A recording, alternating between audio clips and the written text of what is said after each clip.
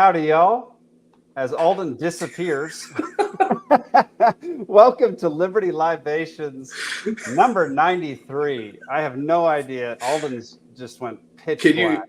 Can you hear me at least? We can still hear you. What is going on? Great. Hold on. Yeah, okay. You can go out and come back in if you want. That's no problem. Y'all, welcome to Liberty Libations number 93, where everything goes perfectly smoothly every single week. It's going to be another two-person week, y'all. Keep Zach and his family in your thoughts and prayers. They had an emergency this morning and had to go to the hospital. Steven is out sick. Zane doesn't come every third Thursday of the month, every month for the foreseeable future. And Nick is attending an Libertarian Party of Pennsylvania meeting tonight, something to do with fundraising. So it's going to be a smaller crew tonight. It's just going to be me and Alden. As soon as he gets his. Thank y'all for sticking around, tuning in. Let's see, Alden. Let's see. Turn on your video now. There we go. Look at that face. Look at it. I think it's being weird because of my VPN. I think it's getting squirrely, so I just turned it off, and hopefully that fixes it. Sweet. Well, Nick is looking for the link. Interesting. Oh, okay. Right. Well, let me send him the link. Didn't know he was trying to get in here. Hang on one second, everybody. Libation. There we go. Boom. All right. So Nick looks like might be joining us this evening. What'd you guys cover last week? I missed it last week. We did a recap of the debate.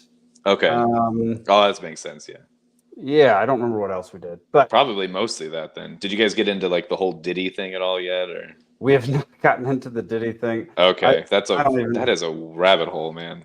I don't even know if I want to get into the Diddy thing. Yeah, too much nonsense. But before we get started, go to peacefulc.network, everybody, to check out our other shows, our movies, our documentaries, including what we're watching at this exact moment. You can also go check out our newest show, which is The Cascade Effect. The first episode will come out on October 1st. We've already released the teaser for it. The trailer should come out next week. And I've been up here in Montana doing some filming for it, and it's brutal. It's a wild case of police brutality. To say the least. I mean, they killed a man. So, go check that out. Cascade Effect over on peacefulc.network. And also, this show is sponsored by Rabbit Eye Wine. If you want some delicious wine, go to rabbiteyewine.com. I'm going to pretend to be drinking Rabbit Eye right now. There we go. Alden's totally drinking Rabbit Eye wine at this exact moment. Go to Rabbit. Uh-oh.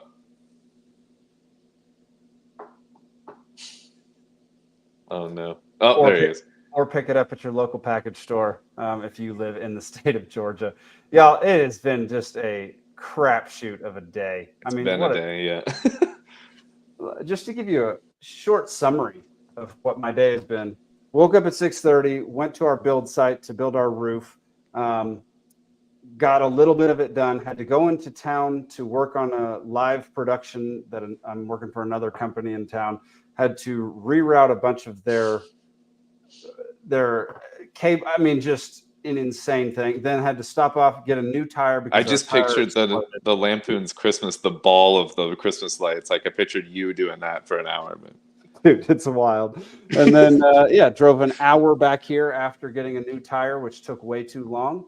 The exit for my street was shut down, so I had to go around.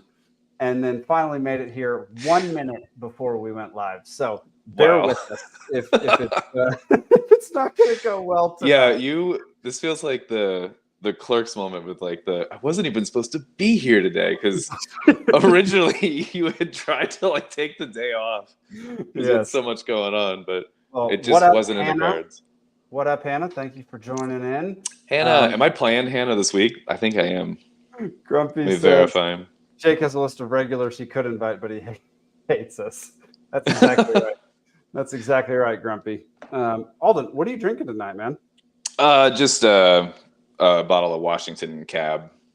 Okay, nice. I'm drinking. Nikki had these, so I just grabbed one right before the show. It is Two Town Cider House Pacific Pineapple. Pineapple cider? That sounds good, honestly. I've never. Is it a sweeter or a drier cider? I don't know. This is the first time I've tasted it, and I haven't tasted it. Oh, yet. okay. I usually lean like the drier ciders, but It's mid-level. mid. I can do mid. Yeah. Pineapple's good though. That's friggin' delicious. I've only had like 1 or 2 pineapple ciders, and it was tasty. I think I had a pineapple mead one time, which was really good. Oh, pineapple mead. That sounds great, dude. I love a good mead. I forget if it was like pineapple or pineapple habanero or something like that, but pineapple just makes everything better, man. Pineapple habanero. I think they have pineapple habanero beer at the Great Create, which is coming up next week. Oh, that's cool. Okay, looking forward to that even more now. Then, heck yeah! Is that just next week? Y'all, if you haven't gotten your tickets yet, go to thegreatcreate.org. Get your tickets to the Great Create if you want to come down to Georgia to hang out with a whole bunch of awesome people. Trying to have it load right now. We'll see if it actually does. We had this festival last year. We held it last year. It was a huge success. Everybody had a great time. It's a DIY, like self-reliance type festival. So it's a bunch of workshops and classes and speeches and entertainers that are all about DIY, self-sufficiency, not relying on the government, not relying on people outside of your immediate community. So we got about regenerative farming, mushrooming, Linux, like learning Linux and how to program your life outside of things that basically spy on you all the time. Yeah. What else we got? I mean, we got 4 different musicians and bands that are going to be there. Brad Binkley's going to be there doing some. Oh yeah, that's right. It's going to be great, and it's all at a brewery down in Omaha, Georgia. So, if you're available 27th and 28th of September, highly recommend you coming down to Omaha. We're going to be doing 2 live shows from the venue, and it should be a pretty dang good time. Alden's going to be there. I'm going to be there. I'm scared of the live shows there, but only one will have like a studio audience, and that's for trivia. So. Oh, okay. The other one is just going to be 4 of us or a few of us sitting around a table, and then we'll grab some passersby and talk to them about the festival and stuff like that. Mm-hmm. Okay. So we'll only embarrass you for 1 day, not 2 days. Okay, yeah. And trivia, I'm used to embarrassing myself, so that's fine. Perfect. Yeah. All right. Well, Alden, should we get into the first bit of news? Yeah, what are we doing first here? Because the world is falling apart from multiple ends here. I mean, the world's going crazy. So we're going to get into the Trump shooting, the second. Which Trump one? shooting. Yeah. God. All right. So this guy, Ryan Ruth, there's been a whole lot of interesting things that have come out about this man. One of which is he was in Ukraine recruiting for the Ukrainian army. Yep. Or Air Force, I think it was Air Force. Oh, okay. And here's a video of him doing exactly that. Armed forces, we'll say. The Ukrainians have a right to fight back. I don't do paper though. I don't care if you do paper or not. I'm looking for revolutionaries. A number of people want to take this whole system down. Bro, I'm a veteran. Like, do you need me? What kind of veteran are you? Bro, I served in Nuketown. Well, I think it's better to serve and fight in the power. He served in Bro, give me that. But I don't do paper though. I just told Come you on, that. dude, then get away. We don't need people who aren't serious. If you're not serious, I'm serious, but I don't do paper, bro. You're literally killing the environment. We're moving on. You go ahead, have your lunch. No, bro, I'm going to class. Go to I'm a class, scholar. Go to class. The Ukrainians have a right to fight back. So this guy's trying to recruit So much people. Yeah. weird things said in one little clip here from both sides. Like, Did you hear that one guy's a veteran of Nuketown? yeah, what? That's Call of Duty, right? Yeah. That's like the one with the mannequins everywhere or whatever. It was like, this guy just my doesn't favorite get map, it. honestly. That's my favorite was map. Great. Yeah. I don't know if he's like just trolling him or what's going on, and I don't know if he's serious also about the paper thing and whatever. But wow, what a weird exchange. What a weird thing to commit your life to. Seriously, Somclax says people who think digital is greener than paper shake my head. Yeah. I know. I understand. In general, just like not trying to waste paper resources unnecessarily or something, but saying digital is greener than. I don't get that. People don't understand what server farms are, and that there are also tree farms that you can plant trees and make more of these things. Like it is actually a renewable resource if you do it right. Yeah, 100%. But this guy. Anyway, side rant. Yeah, no, totally. So much about this guy doesn't add up. Like with the first shooting, you can kind of understand how a young kid would be radicalized by all the things that they're, that are shown to them in the media and with their friends and teachers and all that kind of stuff. Like you can kind of understand how that would happen. And there's some weirdness with that even as well. There's some weirdness with that, but less weirdness than this guy. I think they one-upped the weird with this one, yeah. Yeah.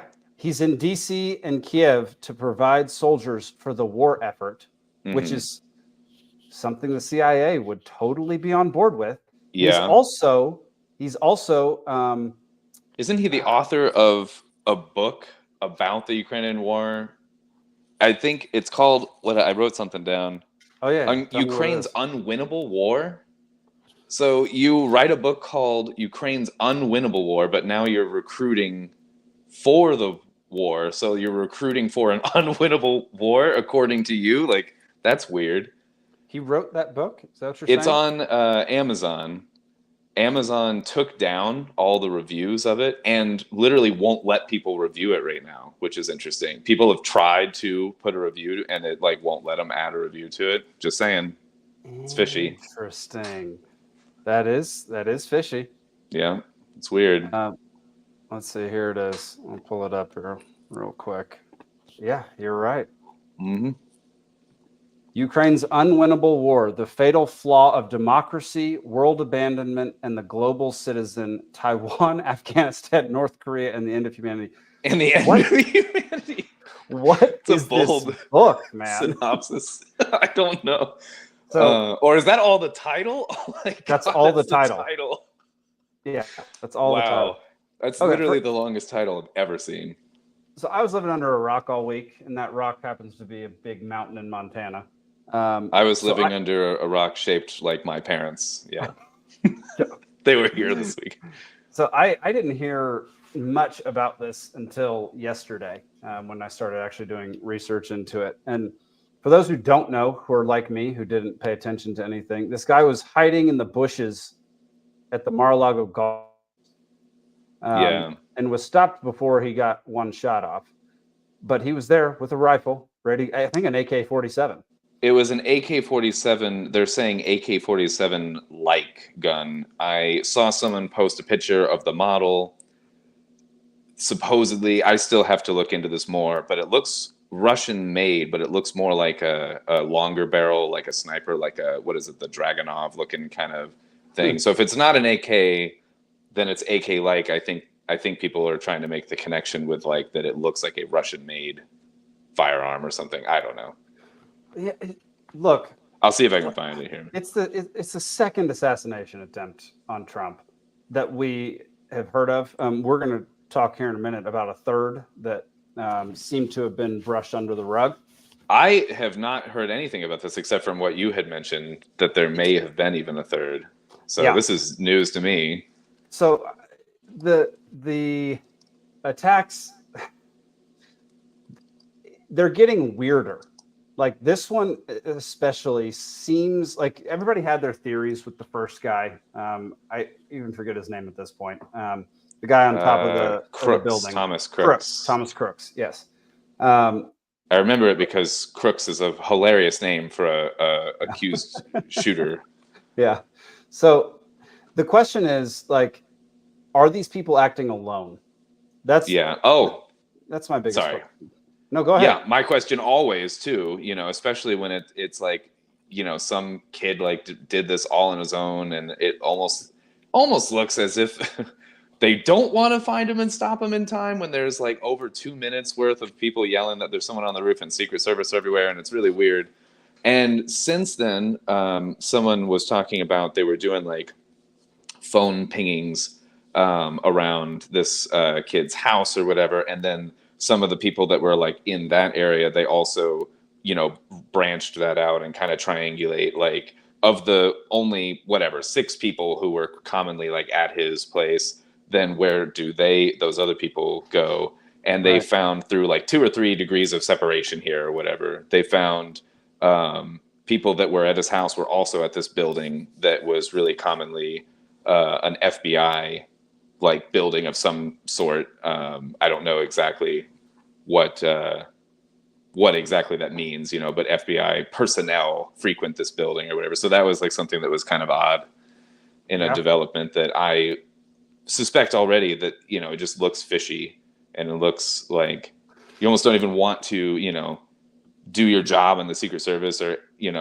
barely competent. And then you have the trained expert that was the Secret Service sniper guy that was on the news, and he was saying like, yeah, this definitely warrants investigation. And then whoever the news anchor is like pushing back really hard and won't even let you say that it warrants investigation. Like, that's come on. He's not even making an accusation, just saying we should look into it. And you can't even say that. Like, it's a mess, man. Dude, it's a mess. And like, you're right. I mean, it does warrant an investigation. The funny thing is the FBI is investigating the shootings. Okay. Right. Both of them, both assassination attempts. The FBI is investigating them while at the same time trying to get Trump convicted on felony charges and get him off of the ticket. And one could potentially follow the line too of at the same time looking like they might even be involved in the shooting. Dude, who watches The Watchmen? Like, yeah. What a cluster. Like, it is exactly a cluster.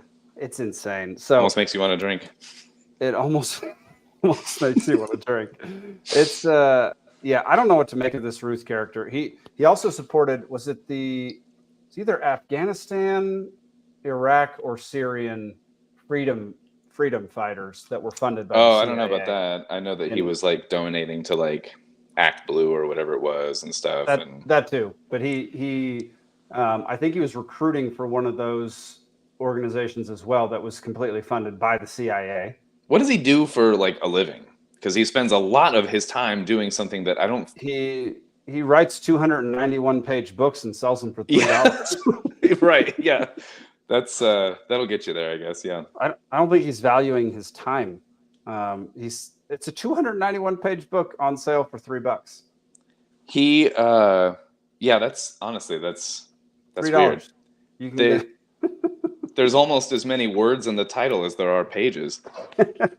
I think someone was saying he was arrested a lot too. This is a strange history, a criminal history. Someone was saying 72 times. I haven't been able to verify this. And one of the things that he was actually not just arrested, but convicted of was possession of a weapon of mass destruction. What? Yeah. What kind of shit is that? I don't even understand how a private citizen can be charged with that. Unless there's a classification of some weapon technically in some legally way. And someone was saying it might have been a machine gun that was not, lawfully owned. But I looked this up and I found no other legal precedent for a machine gun classifying as a WMD. I don't know, man. I can't make sense of it. What's up, Nick? What's up, Nick? How's it going, guys? Yeah, I definitely believe that the state statute law there versus it's not like Saddam Hussein had WMD type WMD. Right, he's got nukes under his kitchen or whatever. Yeah, true. Nick, I think your audio is coming from your computer and not your mic, because it's that would be weird. Yeah, no, that's a weird one, because it just depends on what's classified as WMD, just like you were saying. Because either way, it's a weird thing on your record that like how many people have this. Yeah. Like, dude, that would be like a badge of honor for a libertarian. It's like, I've been Actually, convicted yeah. of owning a WMD. Yeah. What is it? The Bazooka Joe guy or whatever his name is, or Bazooka Jew or whatever. Oh, are you talking about Spike Cohen? Cohen. Yeah. I feel like he would be someone that would treat that as a badge of honor. He would absolutely treat that as a badge of honor. Nick, test out your mic again, buddy. I can't hear you. Now it's nothing. Yeah. Yeah, now you're completely gone. You fixed it. Nope, nothing. Yeah, y'all, welcome to the show of technical difficulties. Yeah. We're just going to keep having them and see how many of y'all will stick around to the end. We're actually doing this on purpose. This is a test. Yeah. This is a test of our audience to see how dedicated you actually are. It'll be like, oh man, 3 people left at the end of this. Hey, those will be the best 3 people. Yeah. We're Grumpy, gonna love those 3 people. Hannah, And some Brian, maybe Brian? Some quack. There we go. Yeah. Yeah. Brian's not here right now, I don't think. Oh, okay. Otherwise he'd have definitely commented on what we're talking about. Yeah, I wondered actually. Yeah. Unmute your mic, Nick. You're muted on the StreamYard. User error. The issue? Is that, There we he is. go. Yeah. That's better. yeah, it was set up to go through the camera, which is weird because I had an interview with one of the like kind of big cable news cable network, PCN, yesterday, and it apparently worked. That I mean, I'm hoping it went through this mic. I'm pretty sure it did. I checked. So Nice. I don't know. Hopefully it's sweet. fine. Well, welcome to the show, brother. Yeah, talked a whole lot of Bitcoin to them. Nice. Half That's what I want to hear, hoping that- Nick. I was hoping I got it clearly through, but she's like, "You're running for treasurer. How does this fit?" And I'm like, "Well, it's about the it's about the money. It's this, it's that." I went Later, on Grumpy. see you, Grumpy. Yeah, I went down a whole inflation thing. I kind of took notes from a Guy Swan video he did a couple months back where he's talking about what printing $6 trillion actually means. So Okay. I kind of took some notes on that, mixed that with some other stuff, and tried to get that out there. It's a $6 trillion bill. Well, Just no, Just one bill. well, no. Yeah. In that video, in that he talks about that if the average American makes $2 million through their lifetime.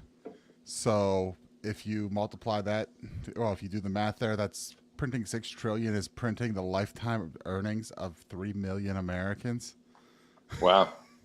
which Yeah. it's about 1% of the population in 1 year. Just boom, every economic decision you ever made is just whatever make gets drowned out by new money coming in, going to cronies and whatever else, and you're only talking about the city checks being there at 300 billion. So What's a city population that would be about 3 million? Is like Miami like 3 million, or is that more even than Miami? wouldn't Atlanta be? Maybe Atlanta. I Okay. think Atlanta's like 5, isn't it? Atlanta close to Okay. 5? But it's Like it's a big city. It's a lot of people. Like a I lot of know, the Pittsburgh metro area I think is sitting around 3 million. Okay. There you Pittsburgh. go. Yeah. Not the city. The city itself is like 300,000. It's a very Well, small right, city but for, The metro greater metro Pittsburgh area. Yeah. Yeah, that I love that way of looking at it. That way of describing it to people. It's like Bringing Like, it into all terms these we people would get. Yeah. spent their entire life earning this money, and you just printed it. Yeah. Yeah. Not only is that completely unfair, it also just completely devalues everybody else's. That's money. that's the criminal act here is that all of the people's savings and earnings and everything that are doing this, the slow and standard way that they think is going to help them and everything is just now the legs are just getting cut out from under their savings, like as this happens in like overnight. yeah. And then, so I've been Hannah- going with like the Hannah says Chicago's 2.7 and LA is Okay. 3.8. So it's more than Chicago. That puts it into good Seattle's perspective. 4. Okay. That's wild. That's so many Yeah. people. That's so many Yeah. people. Yeah. well, like I said, about 1% of the entire population. Yeah. Right, 300 million population. We're talking 3 million. We're 1%. So I did that, and then like I was running through the energize, monetize, privatize, energize, and monetize phrasing I'm going with. And so we got to energize, and she's like, well, what would you do as far as treasure? And I'm like, well, there's not like a huge amount there. There's not like a huge amount policy-wise, but from an advocacy perspective, I mean, we're sitting on massive natural gas reserves. And with that, we have a lot of, the state, I believe, is capping a whole bunch of like abandoned gas wells that are sitting out there. And it's like, we could, well, I mean, you don't want to be leaking natural gas off into the atmosphere. That's no good. So, but we could be utilizing that energy with Bitcoin miner. You could be having them come in and taking care of it, and boom, look, the market takes care of it. We just have to open this up. So this is very easy stuff to take care of. And I was explaining that Bitcoin. She's like, one of the questions was, well, it uses a lot of energy running all those computers, and I'm like, yes, but it's not like you're just buying it from the grid. You've got, all these. I went through kind of like in West Texas, the miners coming off of the gas that's usually flared, and if you can do it in a way that's kind of symbiotic in some other element. I don't know, maybe one of you guys even showed me this, but I saw recently, it's a colder climate. I don't know if this was like Norway or some shit, but they run a greenhouse, in the winter to like keep food warmer or whatever. And they have Bitcoin mining in the facility, and it warms the greenhouse and so then they don't have to pay for heating it. So it's at least the heat of it is going to something. So there's ways to be smart about it, but 100%. People are doing that too. They're setting up Bitcoin miners at home and using that as heaters because I have a Bitcoin heater. More Bitcoin heater, yeah. Yeah. So even though you're paying more in electricity to run to heat it, but it's serving your return, and so two functions. So like paying it at market rates on the grid, it becomes a lot more efficient if you're actually using it as a heater. Mm-hmm. Yeah. 100%. Yeah, some quack says it takes a lot of energy to run the data centers that host all the text messages and emails that just say okay. So I don't know if it holds it forever. Yeah. So I don't know if I got everything across well in half an hour. And it's one thing coming on here and hanging out with you guys and just like talking news and talking everything. And it's kind of different whenever I'm throwing a suit on and sitting down in front of the camera. What's a suit? It's a legacy of the British Empire. Ah, that's right. Of the lizard people. All right. Well, we've gotten way off topic here. Yeah, yes, we did. Yeah, my fault. I'm sorry. Let's go look at this other report of a possible third attempt on Trump's life. And Donald Trump that were allowed to sit behind his stage at his Tucson rally last week. Tell the News 4 Tucson investigators they left with mysterious injuries to their eyes. News 4 Tucson's chief investigative reporter, Course Nylander, is live outside the Tucson Music Hall downtown. Course, what are we learning about their situation?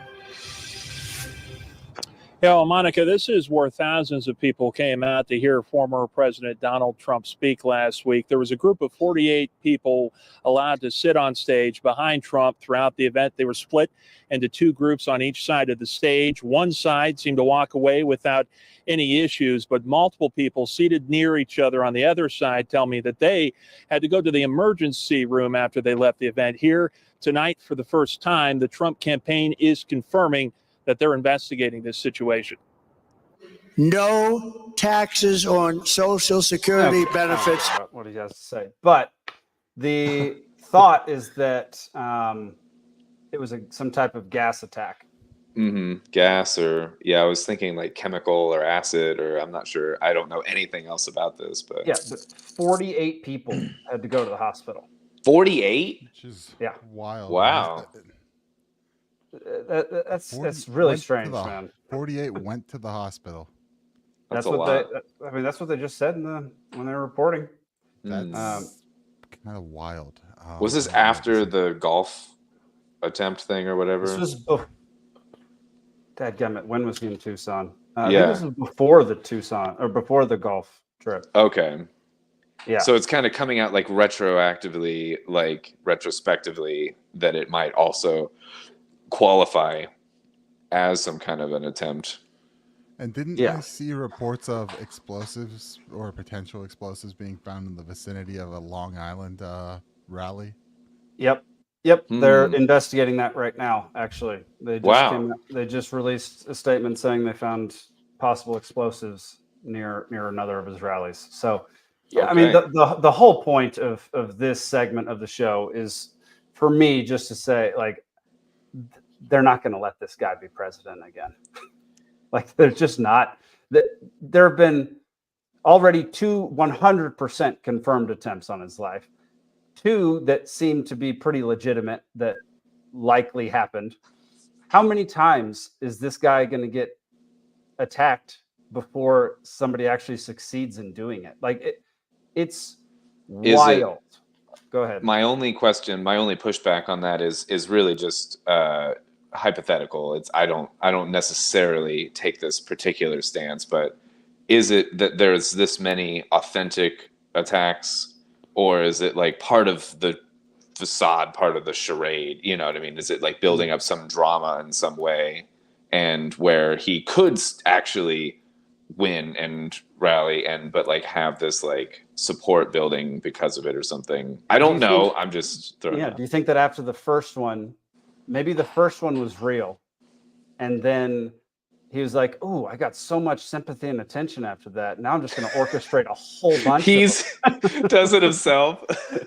But megalomaniac. I mean, you could be doing so much better than the second one, where Secret Service actually kind of did their job on that, and and sniffed out the guy in the bush before they actually did. Yeah, before he got anywhere close to him.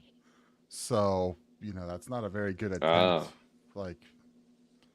Yeah, some quack says maybe to scare him into being pro-police state if he does win. I mean, I feel like he kind of already was pro-police state. He let us get locked down. I think people kind of forget that he was part of the very early wave with this, like with the warp speed and the lockdowns and stuff. It was how soon we forget. Like warp speed too. Yeah, he brags about the warp speed thing. Like, and his it was so fast. It was like plaid speed. Like, and his love of playing the cops. I mean, remember. I believe it was during his first term, or was it when he was when he was heading into the election? He was like, "Oh, well, when you arrest them, just you can just like bounce their head off the car as you're putting them into it." And there was that plus, his position on qualified on immunity for cops for everything they do.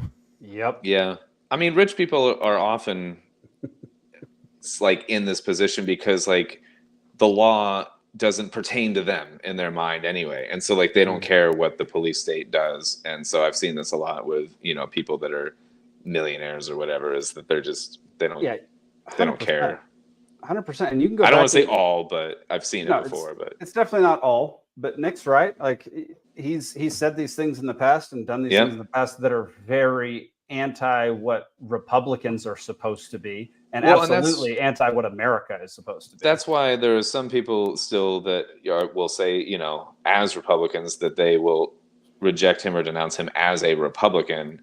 Didn't he even, like Trump himself, say that he, like, if he ran, he'd run as a Republican because that's the audience that would vote for him, but that he's not actually? He said it actually a lot more cruelly than that. He said because they're stupid.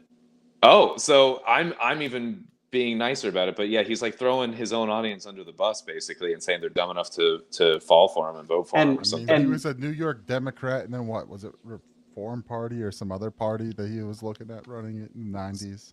Something like that. But like, go try to find that clip of him calling Republicans stupid, and you will not find it. Yeah, because early on I was able to see something on this, and then like in recent years I tried to find it and I can't. Yeah, it's been scrubbed. I don't know. Yeah, it was there when he was running for president the first time, and when he got elected, I was dumbfounded. First of all, that Donald Trump got elected the first time. So I went and tried to find that article to show to all my dumb friends who voted for him. Mm-hmm. I couldn't find it, or not the article, the video. And it was crazy. The clip of it or whatever. Yeah, there's a lot of things that they're good at scrubbing. Let's assume for a second that all of these attempts were independent people just working under their own volition. This is a phenomenal compilation. I don't know who made it, actually. Let me see. Looks like maybe Alex Jones. Looks Looks like maybe Alex Jones made it. It's a great compilation of why people might be so radicalized against Donald Trump. If you had to be stuck in an elevator with either President Trump, Mike Pence, or Jeff Sessions, who would it be?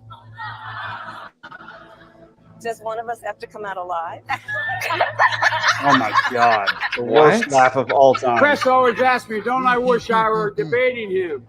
No, I wish we were in high school. I could take him behind the gym. That's what I did.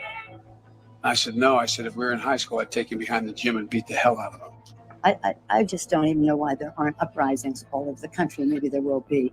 That you cannot be civil with a political party that wants to destroy what you stand for, what you care about. If you see anybody from that cabinet in a restaurant, in a department store, at a gasoline station, you get out and you create a crowd. And you push back on them. I don't think I've ever heard gasoline station before. You know, there needs to be unrest in the streets for as long as there's unrest in our lives. Enemies of the state. President Walker, how do you resist the temptation to run up and wring her neck? When they go low, we kick them. Please get up in the face of some Congress people. Yes, I have thought an awful lot about blowing up the White House. Who's He's an actor dressed to look just like President Donald Trump as he's assassinated on stage. Looks like Courtney his Love. character is stabbed to death. It wasn't Courtney Love.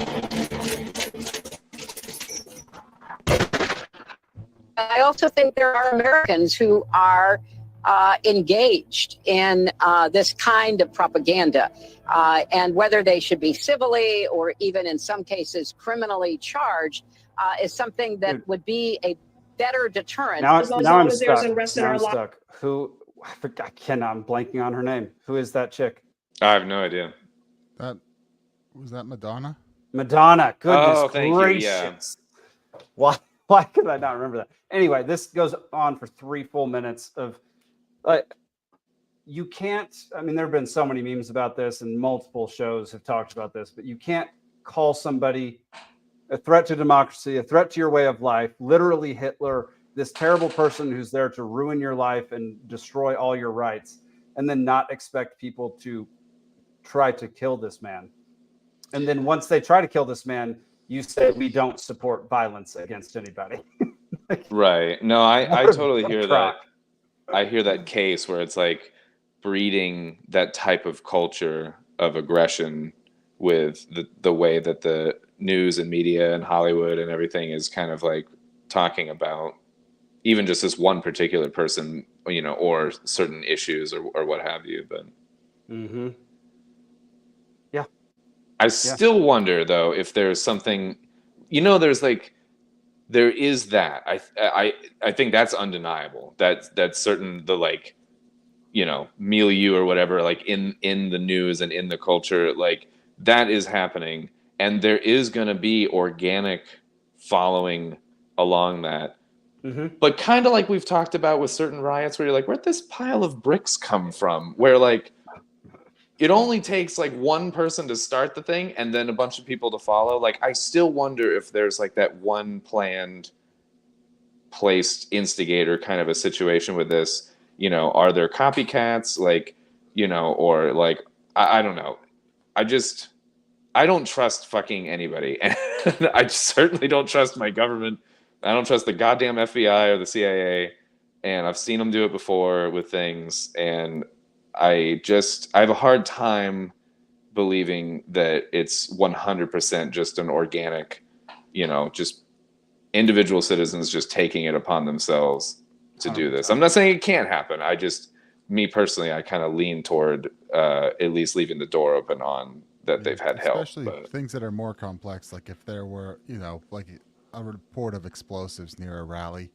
Right. That could very easily be someone being, you know, some lone actor on that, especially because it was discovered and didn't. Especially because it didn't work. Exactly. Yeah. If it was even a thing, you know, sometimes they think it's that, and then it's toothpaste or yeah, but then you have more complex ones, like if this one in Arizona, you know, they're saying it was there was potentially some sort of gas or there was something going on that 40 people needed hospitalized.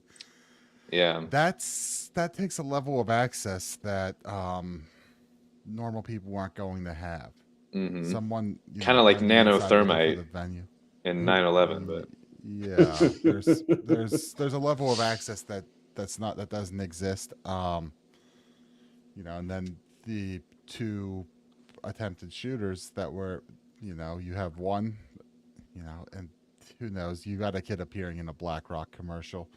That's a weird synchronicity, I guess. But then this other, I would put that in the supporting detail thing. I'm not going to hinge my whole argument on that, but right. But then you've got this other guy who appears in a Ukraine commercial and is people tried to say at first that it was also a BlackRock ad, and I get frustrated with people that, because I as far as I can tell, it's not a BlackRock ad for the Ruth guy or whatever. And I haven't looked into that, and that if it was, that's weird. But I've not found that it's a BlackRock ad. I only looked for 10 minutes or something, but I have not been able to find it as that. And I get frustrated with when people try to do this, like, sensationalized, like, viral video thing, and they just fucking make up a lot. I don't know what that's like to be the kind of person to just be like, I'm going to post a total lie. I might say some shit that's wrong, but I don't know that it's wrong. You know what I mean? Like, to just make up some shit as a lie just to get views is very frustrating. I wish that weren't the case. I'm not about to say that we should infringe on freedom of speech to do away with it, but I am frustrated with it. Zach comments, Jake has been in a commercial. Suspicious.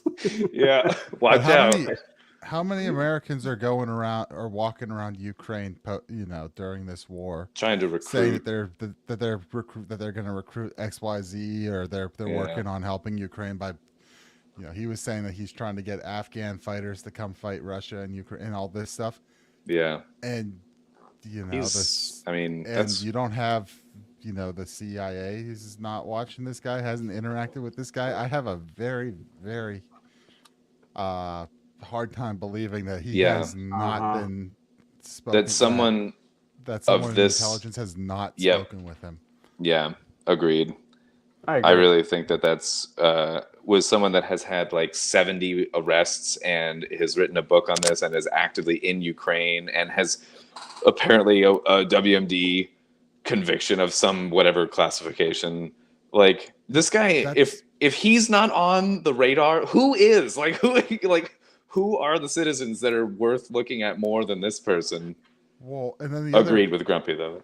And the story around him is quite odd also, right? You've got his son came out and made a statement that as far as he knows, his dad's never been in trouble or anything beyond maybe traffic tickets. It's like, he's a convicted felon.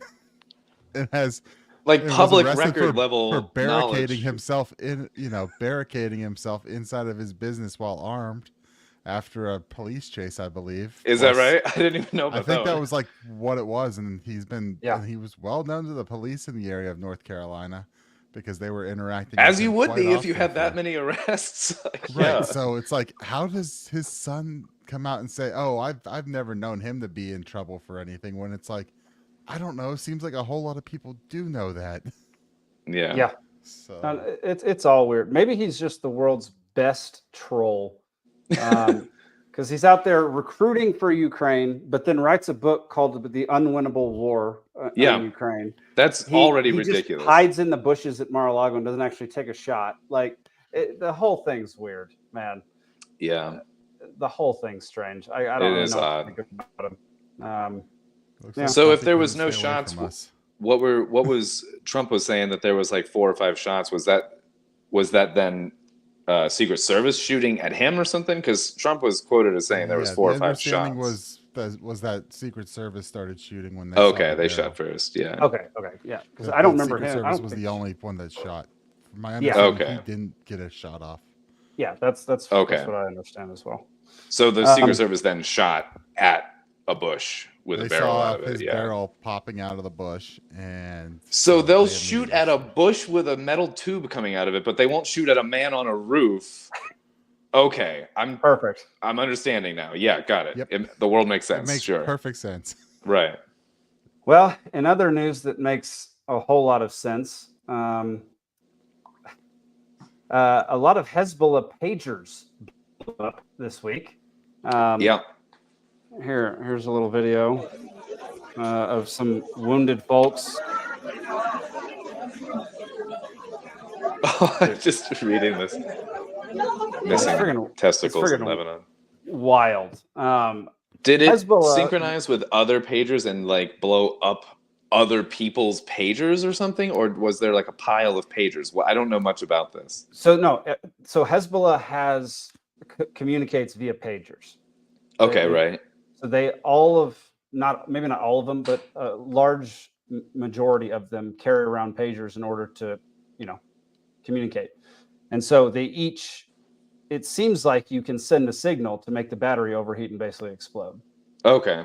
So go ahead, Nick. It's so hard to know what's going on exactly with it, but yeah. So apparently Hezbollah has been scared off from smartphones that location services on those might tip off Israeli intelligence as to where their locations are. So which is probably true. So, where does one even get a pager? What was it? These are Taiwanese branded pager.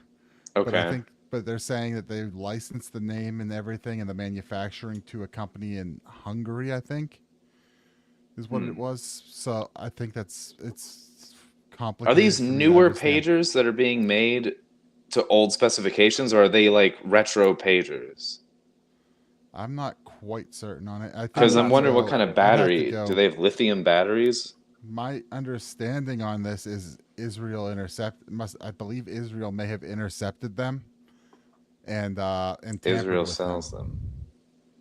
Okay. So my understanding was they may have injected something into the batteries or swapped the batteries with something that had that's what I'm trying to get at what so kind of batteries they even have. Yeah. Overheat. So my understanding of what happened was basically a signal was sent to all these pagers, an error signal, some sort of message that caused an error, and thus caused an alarm to go off. And are these pagers all just like built with this weird blow up battery Mission Impossible level backdoor thing, or is this added? Was that they were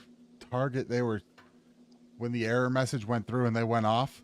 It then had to wait until the cancel button was pushed to silence it before detonating. That way they were sure it was in someone's hands. Oh, okay. To me, this feels like not just someone taking advantage of like we found like a glitch in the system. This feels like something that was like specifically coded and built for this function. Like I don't feel like this is a random. I feel like whoever manufactured or tampered with these knew what this was gonna be. I just don't understand. Someone would have to really explain to me how just someone found a random code to send on a pager that made it explode. But yeah, that was my initial concern, was that I heard walkie-talkies originally too. Yeah, that Israel had figured out a way to overheat batteries and cause lithium-ion batteries and cause them to explode. Right, and I know lithium ions seems like there's more to it than just that. Right, and to synchronize them across an explosion. And if it could, if a signal could overheat and detonate and and cause an explosion from a lithium-ion battery, then I'm literally every single person carrying a phone would be terrified right now. Yes, I'm 100%. Literally just going to type in the words pager or walkie-talkie and just see what happens, because that was the first thing I heard too was walkie-talkie. I think that's I haven't heard the pagers. Yeah, the pagers were 2 days ago, and yesterday they were saying walkie-talkies went off. Oh, a separate incident. Oh, there have been a lot of incidents since 2 days ago. Yeah. Also, this whole scenario is bringing out some people's true colors, which, mind you, like, so this lady, CEO of Gays Against Groomers. Say what?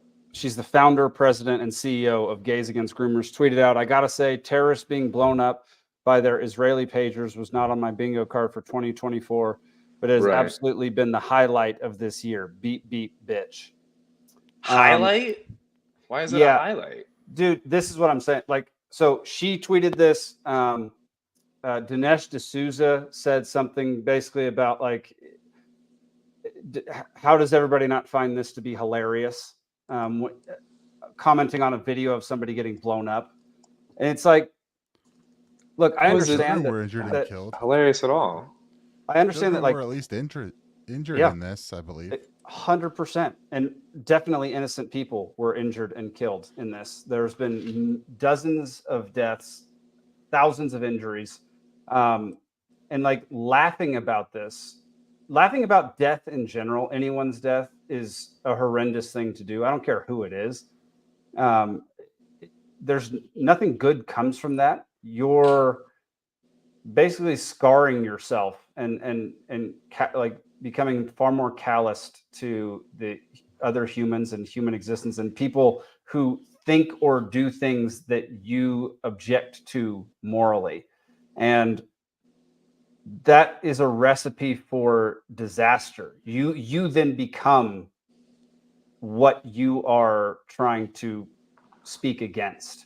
Like you become something that's maybe a touch of evil, you know, a touch of if you get joy out of that, like there's a limit. Did someone like trip and fall and get their pants dirty? Like I can laugh at someone tripping and fall, you know what I mean? But like if someone like legitimately gets like not just like hurt but like fucking injured, like I'm not laughing at that point. If someone is like got a broken femur, a compound fracture, they're bleeding or something like that, I'm not gonna point and laugh. I feel like there's a comedic line, and like people dying by explosions of any kind, like I don't understand.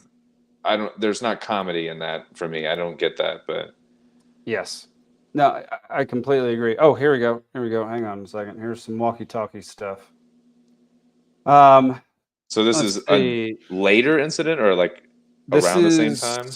This is yesterday. Okay. Hundreds of fresh explosions being reported across Lebanon 24 hours after over 4,000 pagers exploded, killing 12, injuring over 3,000 Hezbollah terrorists. Fresh explosions are now taking place in handheld walkie-talkie VHF sets used by Hezbollah terrorists. So this is definitely now like it's walkie-talkies. Yeah. Yeah, so that's an interesting one.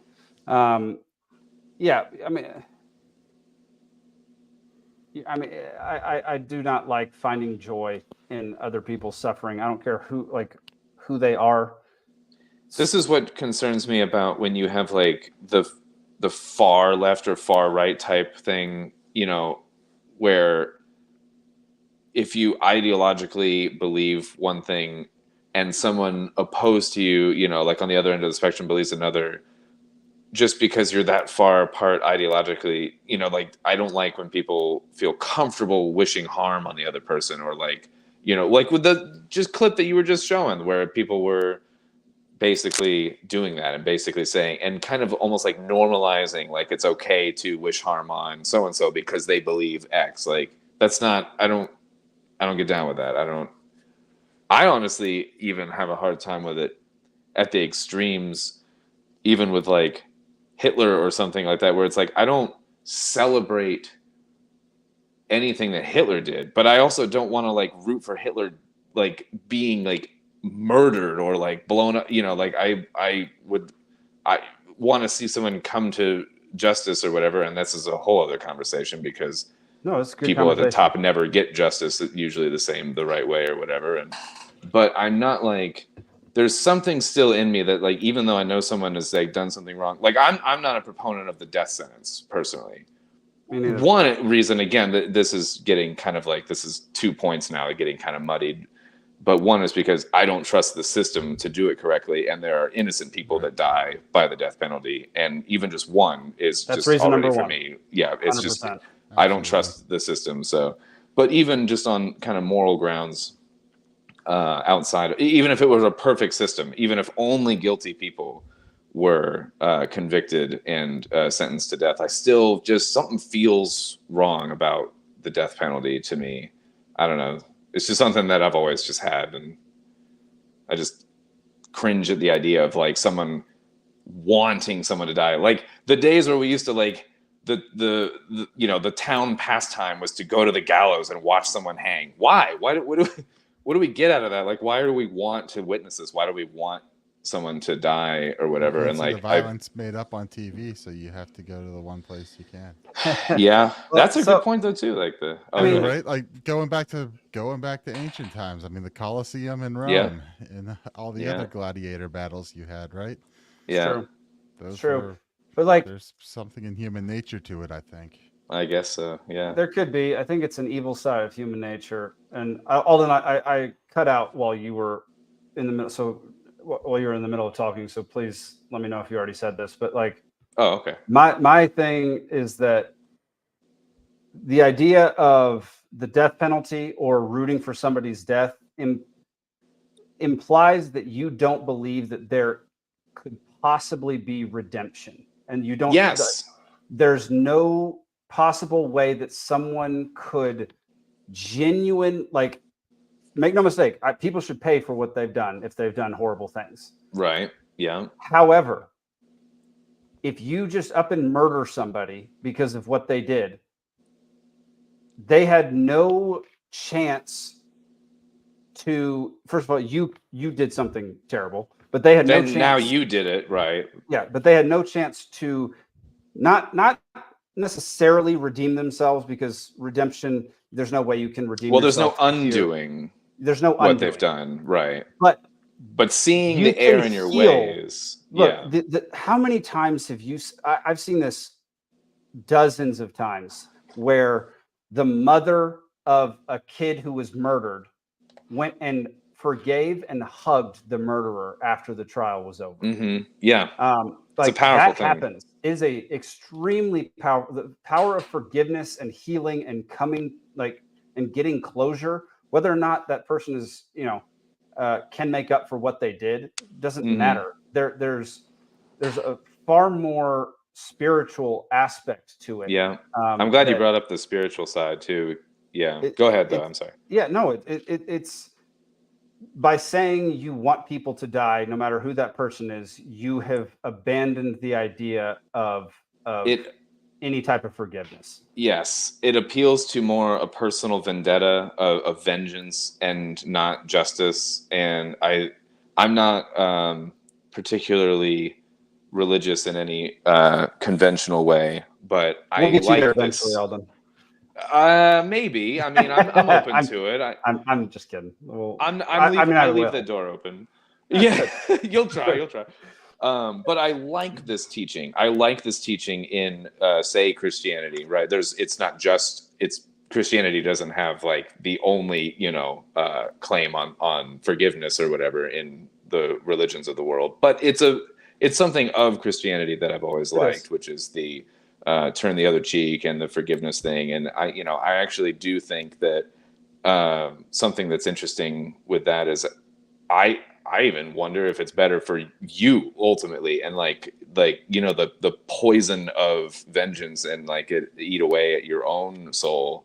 Dude, absolutely. Like our as a Christian, our Savior on the cross as he was being murdered said, "Forgive them; they know not what they do." Like, right? If that is such a phenomenal way to live, like. We have lost sight of forgiveness and lost sight of giving people the benefit of the doubt. And it's a product of a whole bunch of things that have been brewing in this society and our culture, especially here in the United States, for a long time. And it's something that really needs to change, because it will end up being a dog eat dog. We're going the other way right now on that. And I don't think that that's wise. I don't think that that's helpful. Do you know Joseph Campbell at all?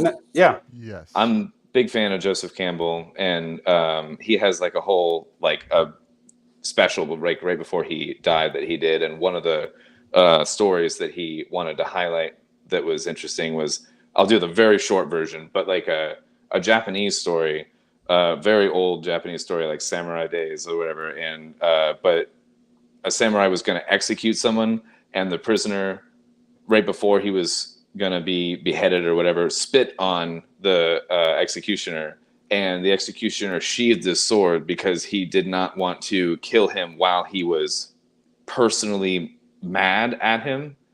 That it felt wrong, kind of a thing. That he was there to dole out justice, not vengeance. And when he spat on him, he felt that it would be vengeance, not justice, and so he did not kill him in that moment. Anyway, Dude, just an interesting. That's powerful. Yeah, Like, I thought it was cool. Interesting. That shows you, like, that's such incredible introspection in that moment to know that if I do this out of anger and out of vengeance, it's going to hurt me in the long run as well. The self-awareness there to know that I felt that anger flutter up. And even though I was going to do this anyway, it is written, it is expected of me, but I know that I would get something out of it. I would get that other, whether it's like righteousness or joy or vengeance or whatever, like, and decided not to in that moment. I don't know. It's powerful. It's cool. Joseph Campbell's just the man. I love his work. But these are the kinds of lessons that I like taking away from world events. Yeah, I mean, that's totally fair. I try to spin us this way whenever I can, but to just despair in it just feels without any kind of redeeming quality or any kind of like glimmer of hope or light. Like I'm guilty of it too sometimes, but I try to sometimes see what maybe to do, not just the what not to do. But there we go. Yeah. Nick, you got anything else before we move on to debate shenanigans? I think I'm good on this subject. Sweet. Is the debate shenanigans, is this about the ABC whistleblower thing? It is, yeah. Okay, yeah. Literally pulling up the tweet right now. Kyle Becker tweeted, breaking, ABC News whistleblower swears under penalty of perjury that the Kamala Harris campaign dictated the terms of the questions during the presidential debate. Furthermore, the Harris campaign insisted upon live fact-checking of Donald Trump during the debate. ABC News fact-checked Trump at least 5 times and did not fact-check Harris once, despite the Democratic candidate telling provable lies such as the fine people hoax and the bloodbath hoax. The whistleblower signed the affidavit in New York and has sent a copy to Speaker Mike Johnson. The notarized document states, who cares if it's notarized? I don't give a crap about notaries. The unnamed individual states that he or she is in possession of secret recordings that will prove that ABC News rigged the presidential debate. I just thought of the taco notarized, like notarized from the league. Sorry, when you said I don't care about notaries, I was like, you care about one. Like I care about El Notario, that's for sure. Yeah. Sorry. To be fair, I must admit I did not watch the debate yet. I have not seen anything from it. I have no idea what was happening. Don't bother. Don't bother watching the debate. Waste of time. Yeah, at this point, it's not worth it. I watched it kind of while working on campaign stuff. I had the drinking game during it, so that I would have done. I was on Swampcast, and they had a drinking. Like I went on Swampcast, and there was a drinking game, and we. Had I would have had so much fun with that. It was 10 regular rules where you take a drink when they say something, and then an 11th rule where you finish your drink if they say something. Mm-hmm. Trump said the 11th rule within 20 minutes. And so everybody, I just downed an old fashioned. It was terrible. What a shame. Yeah. So debate shenanigans. Is anybody surprised by this whatsoever? No. No, what I'm surprised about is that Donald Trump let himself get put in that position. Didn't he say he won't do another one? Yeah, and I mean it's quite obvious. I mean, it happened in 2016. We know that Hillary Clinton was given questions ahead of time, and they're that these news agencies are playing with the Democrats, and the fact that his team didn't insist on on ensuring that, hey, we're not doing this live fact checking. The moderators aren't going to debate him. We're not going to play these games, and yet they still, that he still went ahead and did this because he can't. Like I said, I wasn't paying super close attention, but I got the feeling that in the debate, he didn't make her look as bad as she is, and that's a loss to him. So. Dude, he had so many chances to do that. Right. Like I mean, he had there were so some many good things he chances to said. There ruin were some her. bad things he said, but she could have been crushed because we know she's not that smart. She doesn't have very many ideas, and basically, her whole campaign is I'm running as the continuation of the machine. Look at everyone. Right. Yeah. Everyone in the government. Everyone past, present, future. Look, Dick Cheney and Liz Cheney and all these swamp creatures are coming out to support me. So, And these like superficial, descriptors and titles of like race or gender and other things, and like how is that part of a campaign? And what's your campaign about? Joy. It's about joy. We're not going back. Not going back to what I love that they made the whole campaign around maybe the worst thing about her. Is her laughter. So not going back. So like walk forward into this cage, please. Yeah. Exactly. So of course we don't have the recordings. A sworn affidavit is evidence. That is evidence. So that's not to be taken lightly. If a sworn affidavit's has been it should be investigated, but it should also be taken seriously. Yeah. Yeah. So, but if there are recordings and actual physical evidence, that would be great to know. But also, it's extremely unsurprising that this happened, and it's more surprising that the Trump campaign let this happen to themselves. And I guess that's what you get when you let Laura Loomer hang around, because smart decisions aren't being made there. Is that his like campaign manager or something? Or no, she's just the internet whack job that hangs around and. Oh, I don't know who Laura Loomer is. Don't bother. She's the worst. Oh. She at one point when her Twitter account got banned, handcuffed herself outside of Twitter's New York headquarters. Why do people think that'll do anything? What is that? She was at the Libertarian National Convention and tried to make it seem like she was attacked and all this dumb stuff. She was. Is she okay? She was there. I mean, like, no. Is she mentally well? Like, no, I'm sorry. She's go ahead. not. She's not mentally well. Yeah, that's what I mean by okay. She seems a little off her nut, man. Yeah, I didn't know she was at the convention. She was at the convention. I didn't even know who this was, but she was claiming to be the most canceled person because every bank didn't want to. She was kicked out of every bank, everything, banned from Twitter, banned from this, banned for that. She ran for Congress, I think 2 years ago? I think it was 2020. Yeah, I mean it was in the last 4 years. Did she get any kind of? Did she like run, or did she actually have any kind of like following? She has a following, but it's really not. It's not the people that are going to get anybody elected. Okay. She's not a good person to have around, in my opinion. I mean, she's just wacky takes. She looks ridiculous too. And looks ridiculous. She's to boot, younger than me, and she looks terrible. All right.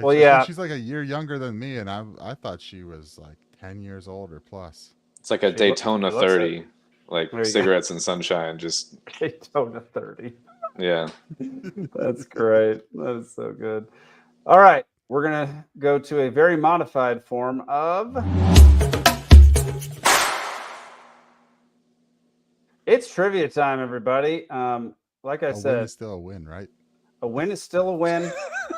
It's extremely modified. If you weren't here for the beginning of this show, I was not supposed to be hosting tonight, and turns out I had to host because Zach had a medical emergency, so I had to come back. So I prepared. My thoughts are with him, by the way. I don't know what's going on, but whatever it is, I hope it's okay. I have no idea what's happening, but. So me, with the help of ChatGPT, I did most of the heavy lifting. We've printed out 10 questions for you and ChatGPT. Yeah, I did most of the work for sure. It definitely didn't just populate a list of 10 questions. Yeah, okay. Wink, yeah. There are 10 difficult trivia questions about the Federal Reserve. Oh, well. So go ahead and just give Nick the victory here. Yeah. Nick should win this one. I was expecting it just to be Alden versus the audience. I thought your interview would be during this show, so I didn't know. That's all right. So Nick, you might actually Wait a minute though. If destroy. I'm gonna lose with a drink. I'll be right back. Okay, we'll wait for you to come back.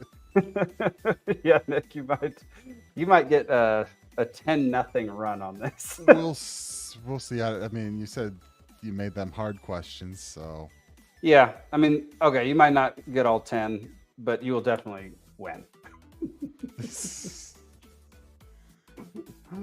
Oh man. Well, dude, I'm glad it sounds like you're getting some media coverage at least with your campaign. That's pretty good. well, they're hitting every candidate, and That doesn't always happen though.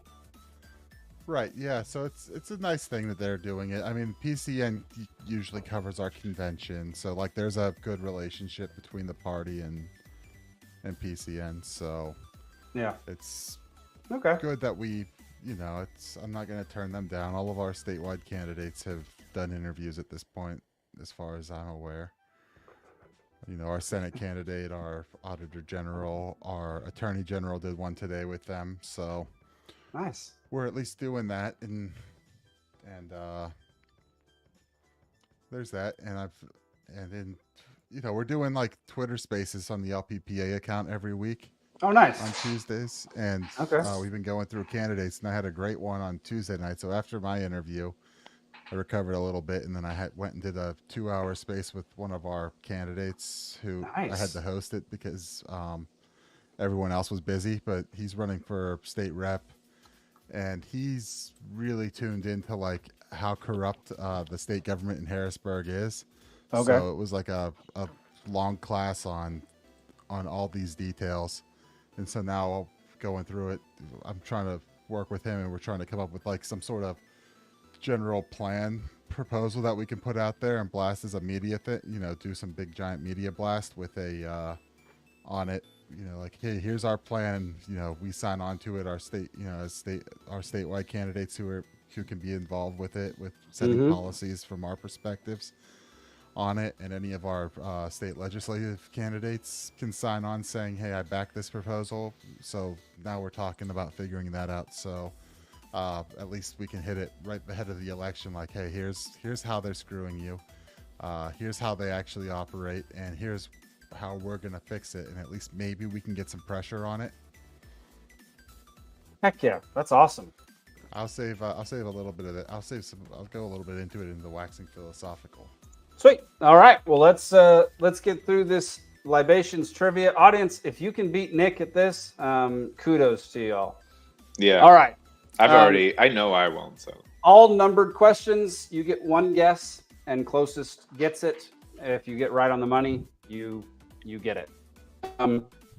Question number 1: in which year was the Federal Reserve established? Alden. 1819. Incorrect. Nick. I believe it was 1913. All right, we'll see if the audience. We're going to give them about 10 seconds to get their answers in, because that it's right in that time frame. I just don't. With the numbered questions, we'll allow the I'm audience. seeing if I can just channel answers from the ether, because I'm going to tell you, you're not going to get that one correct. I'm like a century off. Yeah. Perfect. All right, we've got a 1917 guess from Grumpy. We've got a 1916 guess from Some Quack. I'm feeling pretty good about my 1819. I feel pretty close to what the consensus guess range. Nick gets it correct. It is nice. 1913 on the money. Who would have known? Yes. That All Nick right. would know. Question number 2. Yeah, it was somewhere between 12 and 14, and I was pretty sure it was 13. But it's 13 between 12 and 14. Got it. All right. Question number 2. Who was the first chair of the Federal Reserve? This is one of the harder questions. Even I wouldn't have gotten this. Alden. Dr. Jekyll. Very close, man. That's just perfect guess. Jekyll Island, No, I understood the joke. But it's still wrong. Yeah. Nick. Shot in the dark on this. It wasn't. Was it J.P. Morgan? No, and it wasn't Jackie Chan either. Just preemptively, not Jackie Chan. Oh, all right. If there are no more guesses, I have no idea. The answer is Charles S. Hamlin. Definitely wouldn't have got that if he gave me 900 years. Yeah. He was in the pockets of J.P. Morgan, so it was. It was basically. Oh, okay, so He was J.P. Morgan's guy. Okay, Yeah. so essentially J.P. Morgan, like Essentially J.P. Morgan, Yeah, but it wasn't right. J.P. Morgan. All right, another numbered question. Question number 3: How many regional Federal Reserve banks are there today. today? Yes, regional. Nick. I want to say there's 12. All right, Alden, you got a guess? 6? I have no idea. I'm just gonna go less. We're gonna wait a few seconds so there are regional banks, and then there are, I forget what the divisional, maybe, I can't remember. They're basically smaller sections of like smaller Okay. off-site things. Yeah. So Grumpy the says Federal 4. Reserve Sunquack is- says 4. 4 was I should have stuck with if that's right, that was my first guess, but. Well, you shouldn't have stuck with it because Nick got it right. It is 12 on the money. Oh, so it is more. Never mind. Yeah, I mean, you have. I had more there's faith in like our the audience federal- than I should have. So, like the Federal Reserve of New York kind of controls everything. There's one in Philadelphia, Cleveland, Atlanta, Kansas City, Atlanta. Is there one in Atlanta? Interesting. San Francisco. They're Dude, it's spread a throughout. monumental building. It looks like a fortress in Atlanta. Like, Yeah. I hate it.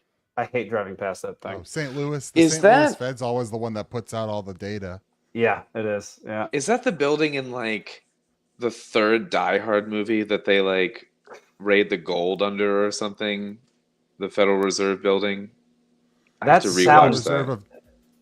The Federal Reserve New York has a ton of, apparently has a ton of gold. I think Like, that's okay. supposed I to be think it's the most secure third Die building in the Hard country. movie. I think you're right, They're supposed Alden. to have. Yeah. They're supposed to have more than Fort Knox theoretically. That's what they say in the movie, literally. So okay. Although, yeah. you know, I'm not it's- convinced Fort Knox has anything at this point, but that's Yeah. just me. Yeah. And it's not like they've ever been properly audited. So, all right. Right. Question number 4. Which act of Congress created the Federal Reserve System? Oh, Nick. The Federal Reserve Act of 1913.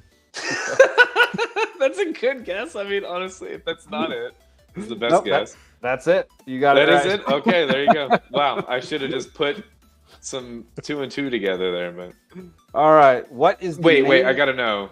Nick, did you know that, or did you just do 2 and 2 on the previous I was pretty questions? sure it was just the Federal Reserve Act. Yeah. All right, yeah. Yeah. Damn. Question number 5. What is the main policy tool used by the Federal Reserve to influence monetary policy? Nick. Interest rates. I can go more detail. I guess the. Give me, I want a specific wording. Let me see if I can get it out there. So, the benchmark interest rate on the government. What is it? Government bonds. No. It's not quite what you're looking for. It's not. So the essence. Let me take of a what stab you're- at this. The essence of what you're saying is so far correct, but I really want the specific wording. Alden, go. I'll take the half a point if no one gets it. Specifically, pedophilic blackmail. That is what we're looking for, right? That's right on the money. We're going to give you half a point. We're going to give Nick the other half a point. Let's see if the audience comes up with anything here. in By the next way, I few found seconds. the gun used in the whole golf second Trump attempt thing is an Okay. SKS. It's another Russian type model, not the AK. It's not the AK. It's Yeah. yes. Okay, got it. Okay, that's good to know. Side all right. information. Nick, you do get a half a point. The actual answer is the federal funds rate, Okay. which I would've- I is could have it's gotten the interest there, rates, but it's exactly what you said. It's just I that's could their have got. system. Yeah, I could have gotten there. I know what you're looking for by you saying that. Yeah. Question number 6. Which president signed the Federal Reserve Act into law? Nick. That bastard Woodrow Wilson. That bastard Woodrow Wilson is correct. The worst president of all time. What are That's these? pretty high up there, honestly. Yeah. Oh, dude, he's by far the worst. Like he did so many terrible things. We can do a whole episode. Federal on Reserve income We're tax. going Yeah, to do a whole episode on Woodrow Wilson. Yeah. Okay. We'll speak very ill of the dead. Question number 7. What are the 3 key objectives of the Federal Reserve's monetary policy, often referred to as the Fed's dual mandate? Alden. Fuck you in the ass. Fuck you in the mouth. Fuck you wherever else you have. You got 2 right. 2 out of the 3. Nick. So it's. I'm trying to think, because there's. I will accept variations of it. Right, I'm trying to think. It's because I fellatio. I know. Full employment is one. That is one. I don't know if it's interest. I don't know if interest rates would qualify as one of those. And then, it was a dual mandate, and then there's inflation at 2%, or manage inflation. No. Something like that. No. So there is something with the interest rates, but you did get the maximum employment correct. Anybody? I can't remember on the Bueller? rest of them, but Bueller. Right. Nick gets a third of a point. A third. The answer is maximum employment, stable prices, and moderate long-term interest rates. Okay, so I was. Nick said the word that, interest rates, but yeah, Nick almost got there. And I was kind of saying that and inflation kind of does go along with that. It does. They're saying stable prices, but to them, stable prices are. It doesn't matter, Nick. You're gonna win. 2% per year. Yeah, I know. At this point, it's not. All right. Question number 8. What is the name of the body within the Federal Reserve that directly sets U.S. monetary policy? Nick. The FOMC. The FOMC is correct. It is the Federal Fuck our mouth. Oh, sorry. Federal Open Market Committee. Oh, because we have open and free markets. I thought I had it. I thought it tied in with my other answer there, but I think Grumpy has the best one, which is blah blah blah. Fed sucks. that's where I'm at. Yeah. Do I know exactly down to the date and year and reason why it sucks? No, but I know it sucks. Like exactly. All right. Question number 9. It is another numbers question. How long is the term for a member of the Board of Governors of the Federal Reserve? Alden. Life. Nick. 6 years. I went extreme. We're going to wait for some audience members to 9 inches. chime in. I have this really loud noise going on in here right now. I have no idea. It's really? On the other side of the wall. Do you hear it? What do you got, a bear or something outside? What do you got? Some quack stealing my answer. Grumpy says 4 years. Some quack says 6 years. Come on. There are so many people watching this live stream. How about y'all chime in? Friggin' This dweebs. is an audience participatory show. Yeah, just a bunch of peeping toms just looking in and not participating. Are they watching on Rumble? I'm going to throw in an actual answer then. Normal comments are coming through. Rumble doesn't give the we don't get the number from Rumble. It's mainly YouTube and Twitter. Yeah. Really? Yeah. I'm going to say 12 years. You're That's going to be. 12? I'm going to go high, but not crazy high. All right, we're going to give this one to Alden. The actual number is 14. Oh dang! 14. I figured it was high because they're not under the public purview that much, and so once they get someone in, the noise is It might be the chair who's 6 years. Yeah, I think it's the chair that's 6 years. I know it's longer than a single presidential term. Yes. That's why we still have freaking Powell. Oh my God. And I'm tired of hearing his name. Exactly. Oh man. Okay. Final question. Which Federal Reserve District? Wait, hang on. Yeah. Which Federal Reserve District is located in New York, and why is it considered particularly important? Nick. The Federal Reserve of New York. It's a number. It's a numbered district. I'm gonna call it number 1. You're incorrect. Alden. 5.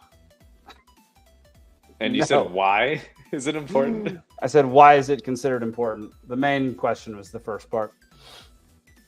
I'll just give you the second part. One. What's that? You want to have a go on the second one? Well, the second part is the fact that all the banks are in New York, so all the biggest banks make up the ownership of the Federal Reserve of New York. It's because 9/11. You're essentially correct, Nick.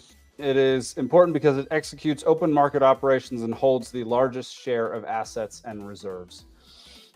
The district number is district number 2. It's the second district. Yep. That was my second guess. I thought Alden was going to get it because Nick 1, 2, 3. Yeah. That's what you were just going to say too. No, there's no hope for me. Alden loses.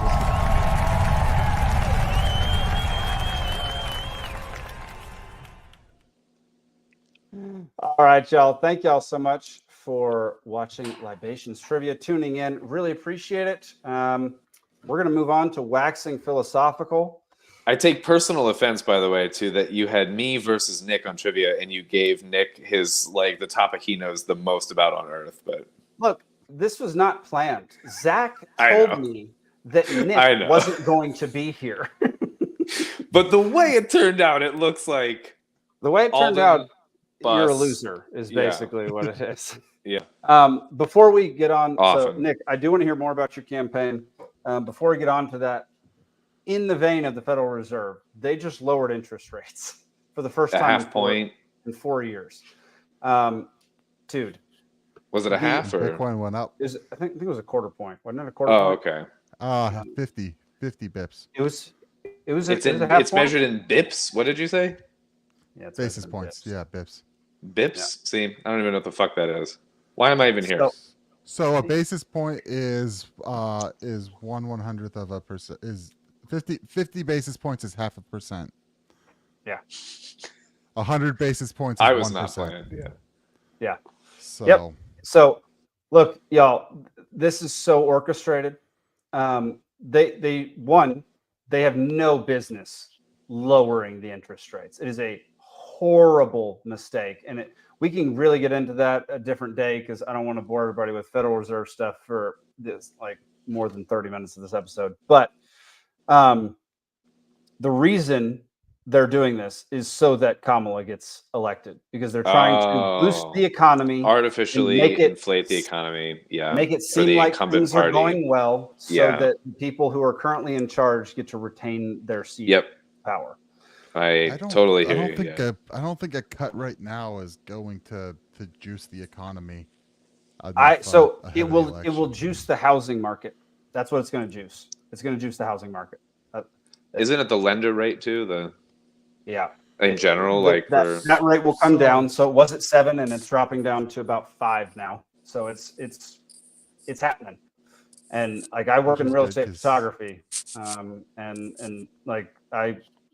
It's been dead this year. Real estate has been very slow compared to the past 3 years. And I'm the only one that bought a house this year. No, I did too. Oh, that's right. Me and you did in the same month. That's right. Yeah. So I did it at 7. You know, my interest rate's 7%, and it's like I figured. You know, I think that's what ours is like 6.9 or 7.1 or some shit. So or whatever, I don't know. So I figured, well, at least things were kind of slow when I did it. So, and the house was on the market, and it was a nasty divorce, and the seller was already on the market for quite some time because of having one fall through. Mhm. So I was able to come in under asking, get stuff taken care of. I didn't get into a bidding war with it, and I figured with 7% interest rates, it's gonna end up cutting. There's no way that they can, and 7% is not historically that high. No, It's kind of average historically, when it's you not. look historically. But ever since 2008, when they just cut and they held interest rates at 7% basically zero for on top for of years. like 7% as a rate itself is not that high, but when you consider like the other inflation and the price of living and like the cost of houses and the rate that those went up and stuff, like it's high on top of all of those other factors. But like interest rates have been twice that much or more, like in the in the past, yeah. 80s or something, or 70s or whatever. It's been like really high at one point, but Yeah. but it's Right, a so- confluence of other factors that make it just hard to deal with. But Although the low interest rates are what help drive home prices up to begin with, because now Fair. you can buy more house because you're not well, they much dropped at the all home in prices, or excuse me, the home prices, the interest rates during the whole COVID thing down to like 0 at one point or something, or 2.1 or some crazy Basically low 0, thing. It was like effectively 0, and it just like brought this crazy buying spree on or whatever. Like, Mm-hmm. Yeah. Anyway, 100% did. Nick, So go ahead. So yeah, it's.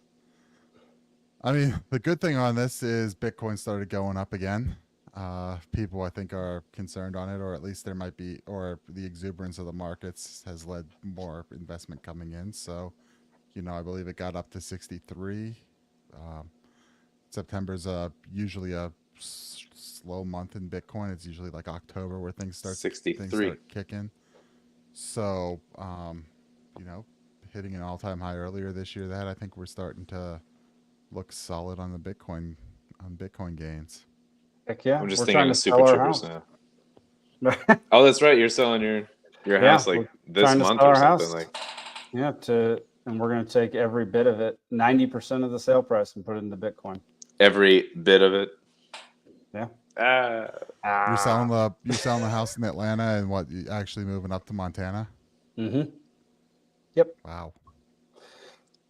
Yep. That's the plan. We'll be up here starting in May. You're gonna get better internet up there. This is my neighbor's internet. We have great internet because we don't have any trees around our house. And our satellite dish is way better than theirs. Yeah. You You got to spit polish that dish, So once you're set up, you'll be much better, and we won't be on this laggy connection that you're getting sometimes. You're laggy. You shut your mouth, Nick. Oh man. You're okay. laggy. Nick, really quick. Tell us a little bit more about your campaign. What's going on in PA? Yeah, so kind of what I was getting into before, and I'm not super up on every, it's not like I've spent a whole bunch of time watching the state legislature, understanding what goes on in Harrisburg. But You'll fit right in with the rest of the politicians. It'll be fine. Yeah, but so our state rep candidate that I was doing the Twitter space with the other night has been kind of involved in this stuff for a while and has kind of paid attention and knows the ins and outs of the system. And so, to start with, Pennsylvania's legislature is the second largest in the country, behind New Hampshire. But the difference is New Hampshire is part-time and they get paid like $20 a year to do their job. Meanwhile, Pennsylvania is a full-time state legislature where they get paid over $100,000. So it's a massive legislature. It's a massive legislature, tons of state reps, and they're full-time. So that's already part of that issue there. And then I guess we're ranked as one of the most corrupt because there's a whole bunch he was explaining a whole bunch of stuff to me about how the budgets of the state works, and basically kind of there's basically 6 people. The leaders, the leadership of the legislature there can basically do whatever they want. They can kill a bill from coming to the floor. They have their own slush fund of money. I just heard Kill Bill. yeah, there's a whole slush fund of whatever money they can use. There's no gift limits in Pennsylvania, so you can literally go and give whatever you want to state legislatures in order to buy them off if you want to, and there's no reporting of it. There's no bribe limits. Yeah, there's no bribe limits. You can pay that. You can, and then on top of all this other stuff, I think there's every day that they're in session, which I think they come in session a couple days every month or something.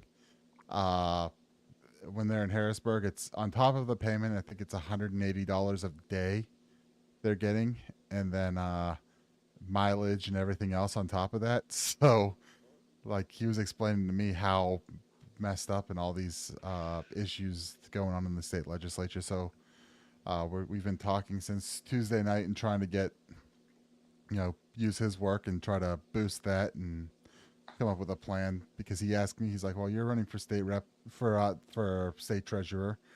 What would you do as far as holding accountable, like the leadership fund, where they can just spend it on whatever they want? And I'm like, well, let's talk about that and come up with something. So we're looking at that. I was talking with our AG candidate earlier this evening, and talked to our auditor general candidate, and all kind of come up with like a multi-point plan. The legislative aspects, and then these executive positions.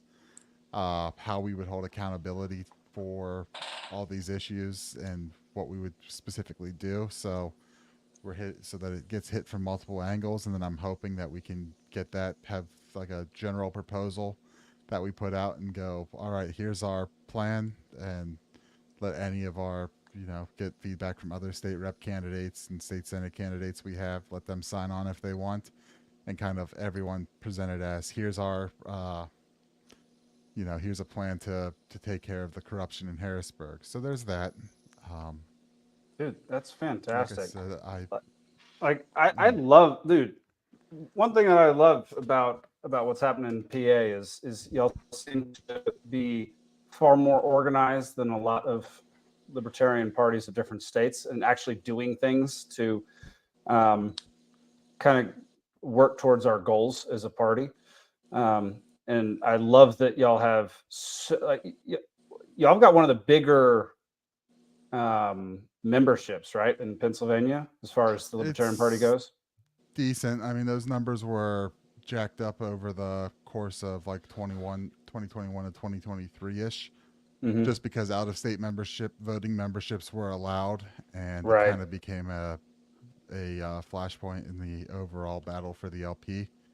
So, I mean, numbers have come back down, but there's so much to do, and there's people who it's still very limited on the volunteers, and at least people who want to step up and take lead on things. So that's always the issue you're going to have, and you can get volunteers for this or that, but sometimes getting volunteers to take on a larger project or something is more difficult, to actually step up and lead things. So there's that. So, but yeah, I mean, we do at least have the ability to run candidates. Running state rep races is not super difficult, and because our petitions stack, so a state rep candidate, you have a state rep candidate on the petition, they go petition their district. Every signature they get would apply to any higher offices also. Oh, wow. On that. So they get a signature. So it counts for them. If there's a state senate candidate in that district, it applies to that. If there's a, if there's a congressional candidate, it would apply there, and then to statewide. So everyone benefits from a signature. Oh, that's awesome. On that. So, so state reps only have, so in like the petitioning game, we did not get as many state reps as I think everyone wanted this year. We had a couple that just didn't get the signatures. We had a couple that were, interested. It wasn't something that we really got a whole lot of traction getting, but at least the idea is you run state rep candidates, they get a couple people locally, they petition in their area locally, we need 5,000 signatures in order to get statewide on the ballot. So 3 to 500 ish is about the number of signatures to get a state rep candidate on the ballot. So if you get you get the 3 to 500 ish in there, and so 10 if it's 500, 10 state rep candidates get you your 5,000. You get a couple extra elsewhere. So it's kind of a good strategy and plays along locally if you can run a lot of state rep candidates, because you focus them as local as possible and use that to jump into a local race next year. So there's that. And then in some ways it also seemed, we at least kind of get headlines for elected libertarians. Yeah. But that's a nuance of Pennsylvania. That's kind of a nuance of Pennsylvania law. So the filing deadline for minor parties comes after the primaries. So, good night, Grumpy. So come, the primaries happen, and then we can turn around and see, okay, where weren't people elected in the state? Like where's there no Democrat or Republican? And sometimes you've hit those for city council race, maybe city council, borough council races, things like that. We had a guy last year, I believe, win a small town race, a small town council race on a write-in campaign because no one was running, and no one filed. I don't think anyone filed, and I think he just did the work and got some people out to the polls and said, "Here, write me in." So, and it was maybe a town of 1,000 or so. So it's not like that's a huge. Still, write-in campaign. That's crazy. Like, how many times does a write-in campaign actually win? That's pretty fun. Well, again, nuances of Pennsylvania law and the way Pennsylvania is set up. So, so you have that, and then you have all these, and sometimes you get a school board position or something sitting open. So we can come in and just basically insert someone after that. So that's an advantage we have, and then you have all these goofy positions also that exist here in Pennsylvania that don't exist in most other places. So, I mean, I've always thought Pennsylvania is one of the weirdest states. I've driven through it a few times, and it's the most frustrating place I've ever driven through. So every voting precinct has has 3 elected officials in it. Okay. So if there's 2, 3, 4, 5, 10 precincts in a municipality, each of those have 3 elected officials, an election judge, and then 2 election inspectors, and those 2 election inspectors have to be from different parties.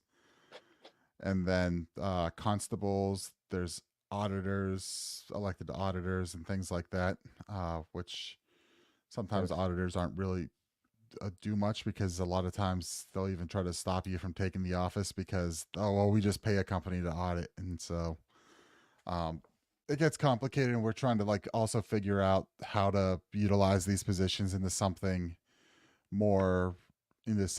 actually useful. Like auditor, you can see something. Election judge or election inspector is more difficult to see. Constable, which there's a ton of those open. Every town has every township, borough, or whatever has a constable in every ward of a city, and any ward of any other. If the town or township has awards, there's constables for each of those. So there's tons of constables, and it's like, what do they do? And on the face of it, it's like, you keep the peace at the polls, because police aren't allowed to be at the polls on election day. Interesting. So only the elected constable is the only law enforcement there, unless the constable authorizes police to be there. Constable or the election judge. So first off, stopping. So, I mean, the first part is you can have someone there stopping harassment at the polls. We had someone on primary day, one of our members, she was petitioning out there, and some of the I think it was one of the Republicans was getting a little out of hand. Not, I guess trying to, in some ways maybe some sort of verbal harassment and things like that. Zach says Nick should run for constable and just advertise his height, weight, and how much he can bench. Well, so the thing with constable is like it's a very weird position also. So beyond that, so keeping the peace there, and then it's like you serve warrants and stuff like that. But if you go and take the classes, so you have to then, if you cough up the $1,000 or so to go take the, I think it's like 3 or 6 weekends worth of classes, and then additional classes to get firearms certified. Mm-hmm. You then basically then have full police powers anywhere in the state. Oh, geez. Like you're not limited to only working in your elected district. You can work anywhere in the state. And so That's basically, interesting. we've got one elected constable who, from my understanding, what he did is he grouped up with some other ones, and they were basically running like nighttime security in one of the college towns. Like they were parking, maybe off the main street or something, and making sure people just weren't being idiots. Mm-hmm. And so you're getting paid by businesses or the apartment complexes or something to just make sure things aren't going crazy. And so you're not An interesting job. So you're not in any real like incentive to go, to go mess with people. You're just kind of like, guys, knock off your shit and go home. Yeah. So I like it's that. about that keeping the peace thing. So you could offer that. And so another odd part of Pennsylvania law is that most of the state does not have local police forces. Okay, so it's The like sheriffs. No, the sheriff does not have. The sheriffs do not have that power here either. The sheriffs are generally. The sheriffs are considered. The sheriffs, and there's been court cases on this, are considered law enforcement. Their vehicles are law enforcement. That they are emergency vehicles. They can have the reds and blue lights and pull people over. So they do have some of this. They do have these powers, but they are not out on patrol. You have the Pennsylvania State Police running basically as the police force for most of the state. So I live just outside of the county seat here. So the county seat's Greensburg. I live in the township that surrounds it, and township is kind of like, instead of having unincorporated areas of a county, Pennsylvania basically kind of divides that stuff up. And if it's not a city or a borough, which borough is Pennsylvanian for, town basically, it's basically in a township, and that's the local government. And there's that there. So I'm in the township surrounding the county seat. It's a large town. It's large geographically. It's fairly high population for that, and there's no local police force. That's wild. The local state police barracks would be the one that would answer any calls here. So, so you have a way to offer services locally with the position, and this is one thing. This is a whole thing I've been doing a study on and gaming out. But you have the ability to offer these local services. So the difference between sheriff and constable, like I said, the sheriff's vehicles are considered emergency vehicles through state law, but constable vehicles are not considered emergency vehicles. So they can't have red and blue lights. They can't pull people over. They can't do anything like that. They're just cars that have to, and they might still have everything else, but yeah, it's limited there. And so sheriff is an office that exists, and there's kind of set guidelines for it, and constables are kind of independent contractors that hold an executive government branch. So you basically kind of like get paid by doing things. I gotta say, like a set salary. I like the constable job. That sounds like a job that I would enjoy. Right? It's just going around doing very, what you want. It's very nuanced on it. So like, you can, like talking to one of our guys, we have a guy in the county here who's a constable, and he's an older guy, and I've been talking to him. He's got some deputies. That's another thing. You can deputize other people to be constables, to be deputy constables that have the same power as regular constables, but you can only deputize people that live in your geographic location that you were elected in. So you can deputize them. Everyone goes through the training, then you're firearm certified. You get the training, you get firearm certified. Now you can carry like a like any other cop could, where Nice. any other cop could. I'm trying to figure out if law enforcement exemptions for the fun stuff applies here, because you're holding an executive agency. Like in statute, it is considered an agency.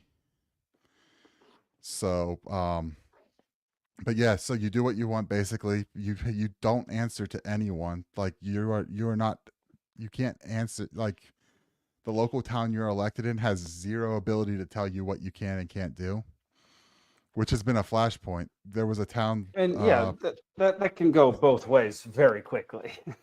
oh, absolutely. Like Yeah. so the example of that is there's a town, I think it's just on the other side of just in another county. It's like right on the line. It's close to my parents' house, where a guy realized there was no constable elected.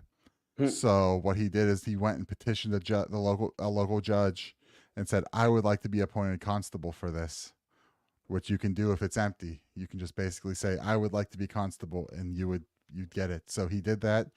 And then he started enforcing ordinances and a whole bunch of other stuff on his own. And the local government was like, "No, we don't want you. No, we have people to handle this stuff. Like, you're not doing this." And in the whole argument, they're like, "Yeah, there's literally nothing you can do about him." That's Like, amazing. What a can do- crazy loophole of the system, man. That's wild. Like up here, we had a sheriff in Montana, up in Cascade in Great Falls, run on.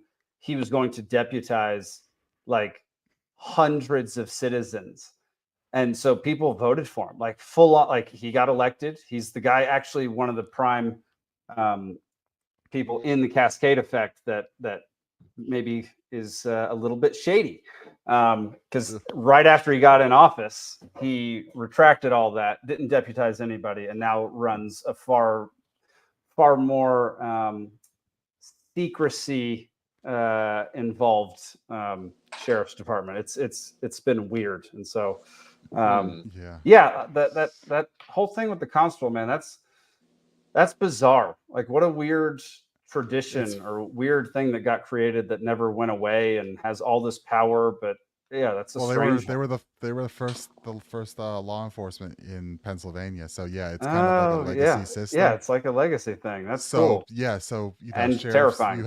Sheriffs have a budget. Sheriffs get paid. There's no budget. You have to buy your own equipment. You have to buy your own vehicle. Like it's purely. And the it sounds more like a video game, to be honest. Yes. So and then like the payment rates, if you were to, so there's the payment. Can you use a horse? I mean, I don't see why not. The payment rates are set in state law, and they are not much. Like you might get paid $20 for serving a warrant or something. Like I mean, just for the fun of doing that job, I would totally do that. That would be the most enjoyable government job that I could think of. It's a very strange. So and then you get, it's all, there's nothing uniform about it, right? It's not like there's one boss constable. It's just everyone does their own thing. When I was petitioning on primary day, we had the constable coming through. He was wearing plates. He had his plates on, and of course he did, like green fatigues. And then there's what are plates? Like armored plates on his chest. Oh, like stopping rifle rounds, kind of plates. Yes. Okay. For a small town rural voting location. That's excessive. Where everyone was very chill because it was like me, one other LP member, and then like 2 Republicans hanging out there all day. You never know when someone's gonna throw an ear of corn really hard at you, though. So that's true. Yeah, so it's a very odd position, but yeah. So we get a ton of constables elected because everyone's like, I don't want to do that. What's that? And no one knows. And so, if you do know, yeah, there's a whole bunch of interesting things you can do with it. And especially if if there is a loophole that you can buy fully automatic weapons for it. There's a loophole in our sleeper fantasy app where you can add someone at halftime that's doing really well, and I just did that, and so I'm taking full advantage of a loophole there. Nice. How does that work in sleeper? So I don't know. Ask Jake. He's the commissioner, and he set You dumb can- league up. You can pick anybody up at any given time if they're not on It's waivers. a fucking free for all right now. At any given time, you can pick somebody up. Why as long do as we you're even not on have waivers. $100 of fab? So no you one's can gonna pick, spend so you it. can pick someone up in the middle Right of now. a game and Yeah. You cannot swap start them them into your now. roster. You cannot put them onto your playing roster. No. Sure, but So then what's the loophole? So you can just pick someone up. It doesn't help you if you can't slot them Well, in. After normally, the- like you with beat ESPN, everyone to them. Like, with ESPN, you couldn't pick somebody up if their game had started until Yeah. Tuesday. yeah. Yeah, and so, with So Sleeper, no one's- if you so see it's a- somebody's going off and they're like, Yeah. "Oh, this guy got hurt. This guy's killing it. Let's pick him Yeah. up." Yeah, that's great. Yeah, Slight it loophole pays to be up on the game. So I was checking on the Thursday game, and Alan Lazard at halftime has got 13 points, and I was like, you know what? He was on my team yesterday, basically, and I let him go. I'm like, I'm gonna get him back because this doesn't feel like a fluke score. Nice. So. All right, we're gonna go on to. I am not fucking drunk. 19th blue. Every pretty girl deserves to go to a ball. This is everything about it's a clam. I love it. I gotta be honest with you, I feel like I'm a little bit too drunk to stand up. On Wiedersehen, asshole. I'm drunk right now. But at some point, I will update that. But I still, the moment I stop It's still laughing, fun. the Yeah. moment I stop laughing at those clips, that was the moment I change it. The ones that get me are the I'm drunk right now and the whole scene from the like you I like you, but you're crazy, man. Crazy, Like, man. it's like in my head the whole scene right now. All right. Well, I don't have our normal like video with the aftermath and everything because I didn't have enough time. But here is Jack Mahlers giving Peter Schiff exactly what Peter Schiff deserves. Here we go. A rusty dildo. David, the real problem with gold is that unfortunately it has to centralize. The problem is that gold can't achieve transaction finality without the help of a government or a central party, meaning that when gold was operating in a local economy and you can exchange the physical coins with your direct counterpart or your butcher, your local tailor, your grocer, whoever you were exchanging with, gold was great. When the world needed to scale an economy and the velocity of money larger than your local economy, gold failed us. Gold failed us because gold is just a bare physical metal. It does not carry a monetary network. What's the gold network? The gold network are human beings. And when you're trying to transact in an economy of billions of people globally, you are reliant on central parties, banks, governments. And it was for that reason that gold failed. And it failed in a way that you can't operate a truly free market when the concentrated supply is with those that you have to trust. And so that's fundamentally what Bitcoin solved, is that you are able to create a scarce bearer instrument and a network that can achieve finality in transactional settlement without the reliance on any government or central party. Oh my gosh, I love that Peter Schiff just has to sit there and freaking take it. So those who don't know, Peter Schiff is one of the biggest Bitcoin haters on earth, and all he does is promote gold. And he owns a gold company. So of there's that course. as well. Oh, naturally, yeah. And it's extra frustrating because Peter Schiff is intelligent and actually understands economics. It's he's such a boomer.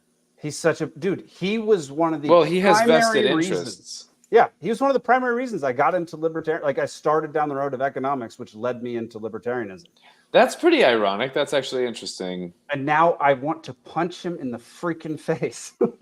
Yeah, but I'm not going to. I'm not going to punch him in the face. Well, his son was We going don't- down the right path. we don't for a advocate while, for and violence, yeah.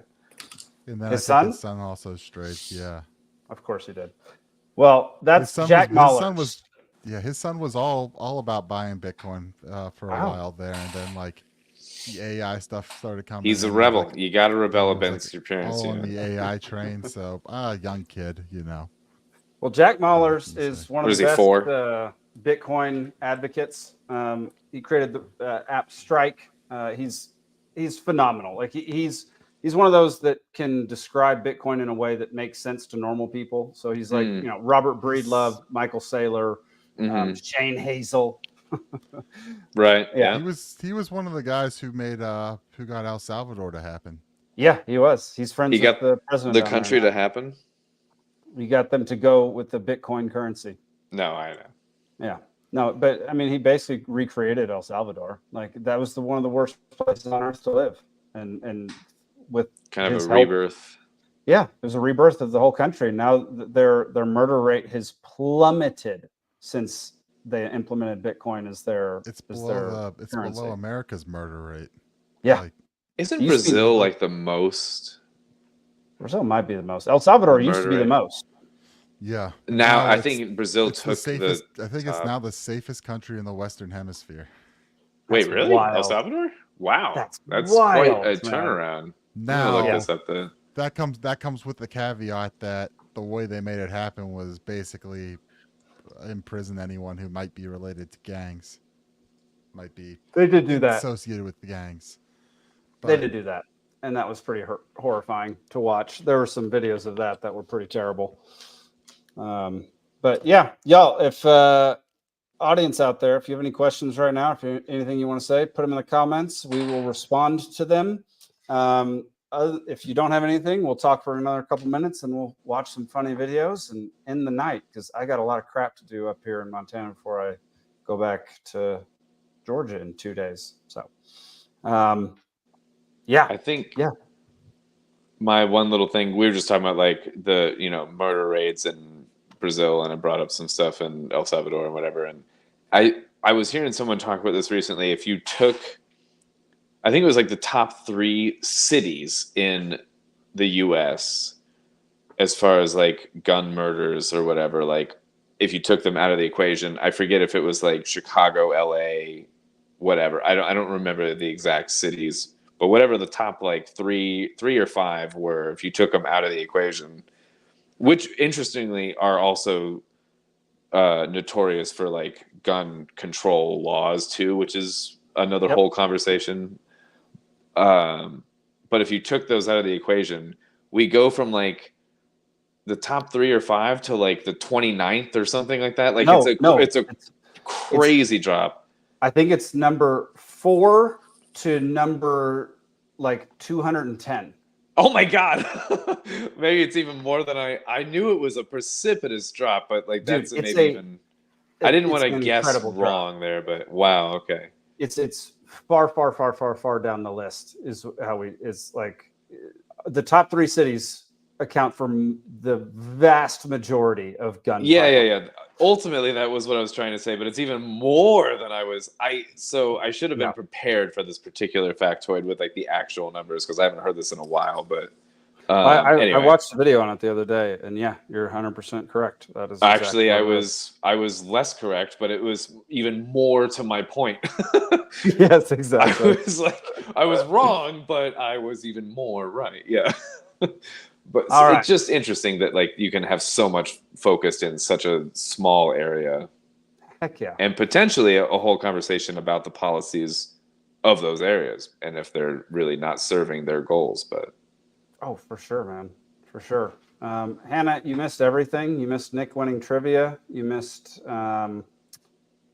Grumpy already said goodnight, so you missed Grumpy as well. You missed us talking about how constables don't have basically any legal restrictions on what they can do in Pennsylvania and basically can just do whatever the frick they want. You missed us talking about how birds actually can't poop. They only pee. And so when we call bird shit, we're lying and it's actually bird pee. But you also missed Alden talking crap about your fantasy football team. But what? Yeah. For like it was like a solid 38 minutes that I was just. It was most of this show. I was just railing Hannah's football team. All right, y'all. Y'all, again, thank y'all so much for tuning into this show. We love doing this show. We're gonna keep doing it for the foreseeable future. Like I plan on at least a week. Yeah, at least a week. plan on keeping this as one of the staples of my my company. It's going to be, we're going to be doing this forever. Alden's going to be this. Still, it's going to be magical manhole covers. Yeah, It's gonna- totally. Yeah. Alden's going to have completely white hair, but his beard will still be orange. Also, somehow. in a week, yeah, probably. Yeah, the way the world is going.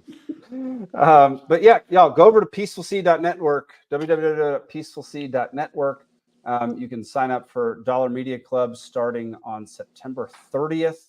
You can tune into the Cascade Effect, which will come out on October 1st. You can also then, if you sign up for the DMC, you get to watch our documentaries, movies, special episodes, all sorts of good stuff that you wouldn't normally. You get discounts on merch.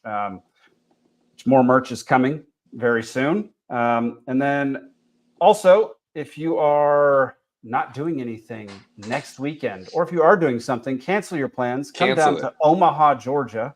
Don't to go to Omaha your Brewing grandmother's Company. funeral. Go to the Great Create. Yeah. Go to the Great Create to it's going to be a really fun time. It's a DIY self-sufficiency festival that sucks. It's the same weekend as the rallies in DC. Is it really? No, it's perfect that it's the same weekend as the rallies in DC. No, I mean, if you're in Georgia or around Georgia, go to the Great Create. If you're further away, see about hitting the rallies. Yeah. Zane's been gone for 2 weeks, Hannah.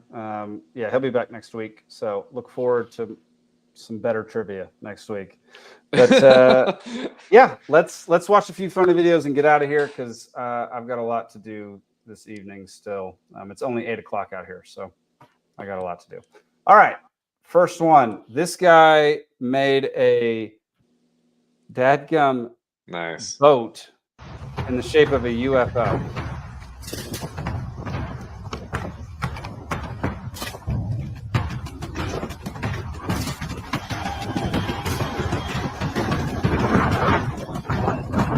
Pretty sick.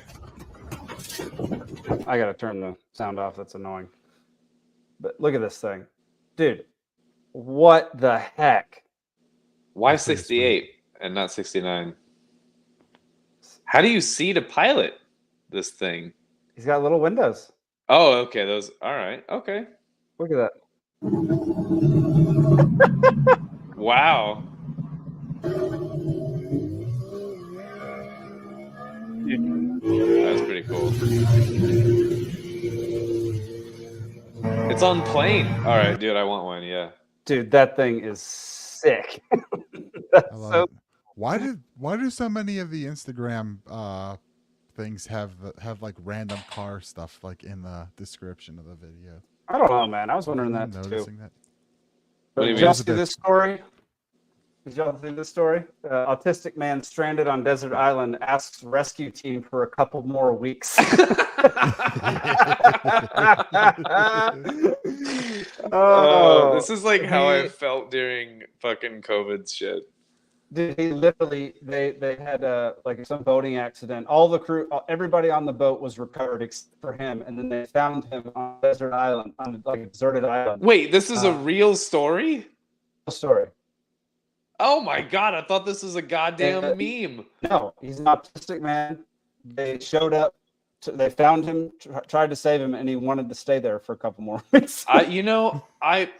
I feel this guy. I honestly, he is like my brother from another mother, man. I am feeling this person right now. Look at that. That is vacation right there. No people, no phones, no Trump assassination news, no beeper news. Like, that is paradise. I would want to stay a couple more weeks too. Just like drop me off some like beef jerky and leave me alone. Like a bottle of whiskey would be appreciated, but that's so great. All right, this is for the boys. I think the guys will understand this far more than the women. I showed this to Nikki and she thought it was hilarious and ridiculous. But this is just a sighting from another podcast.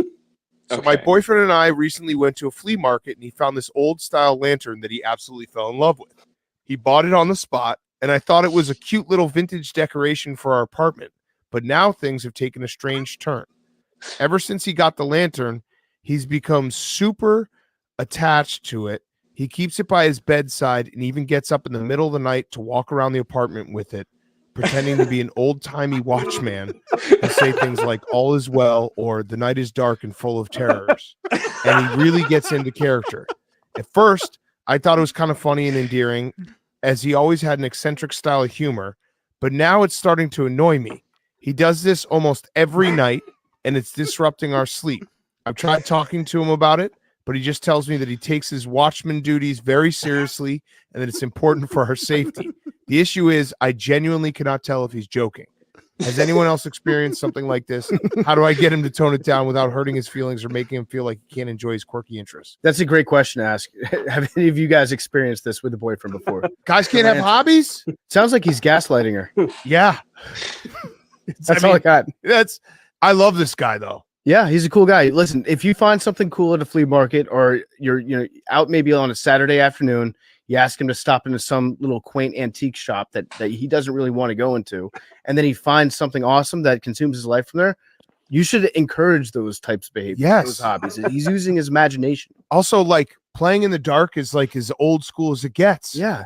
Probably get some excellent shadows with the lantern. The dark, what does he say? The dark is night and full of terrors. The dark All is well. night. Yeah, all is well. The night is dark and full of terrors. Yeah. Sounds like he's doing a good job. Sounds like he's keeping ghosts away from you, which you should be happy about. I saw it. I was just like, dudes rock. This is just, we've gotten to a point where it's like, listen, what would you rather him do? Like cheat on you or like, go like have a hobby that like completely destroys your relationship with him? Or he could just do his duty as the watchman and check out what's going on at night. At least you know where he is all night long. Right. He's walking around with a lantern in his hand. And if there's, hey, I bet you if you heard a clank in the middle of the night, you're like, you go check it. You're not the one who's going to go check it. He's going to go check it. Yeah, he's the guy that's got the lantern. Now he's fully equipped. Yeah, I don't mind this at all. So my boyfriend and I.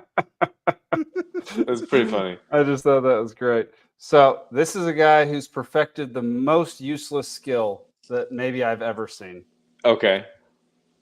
This guy is a real-life mannequin because he can hold his body so still that he looks like a wax figure. But this is an incredibly difficult skill because it involves maintaining complete stillness, even when falling or being submerged in water for a long time.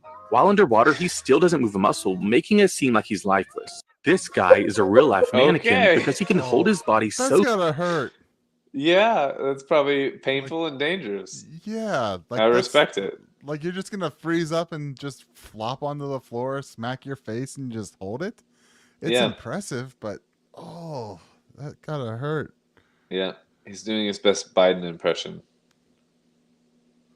Oh, did we lose Jake? Yes. Yes, you did. He's back. I hate the internet here. It's drives me insane. Dude, this whole thing, I mean, what a useless skill. What are you going to use this for? This is this one hurts. You know that. Yeah. Hurts. Oh, yeah. Oh, yeah. This is like the guy in the park that has silver body paint and acts like he's like a metal sculpture or something or whatever. Like that's about all that's good for it. In the process of this, how much stuff are you going to break around the house? How much stuff on your body did you break doing this?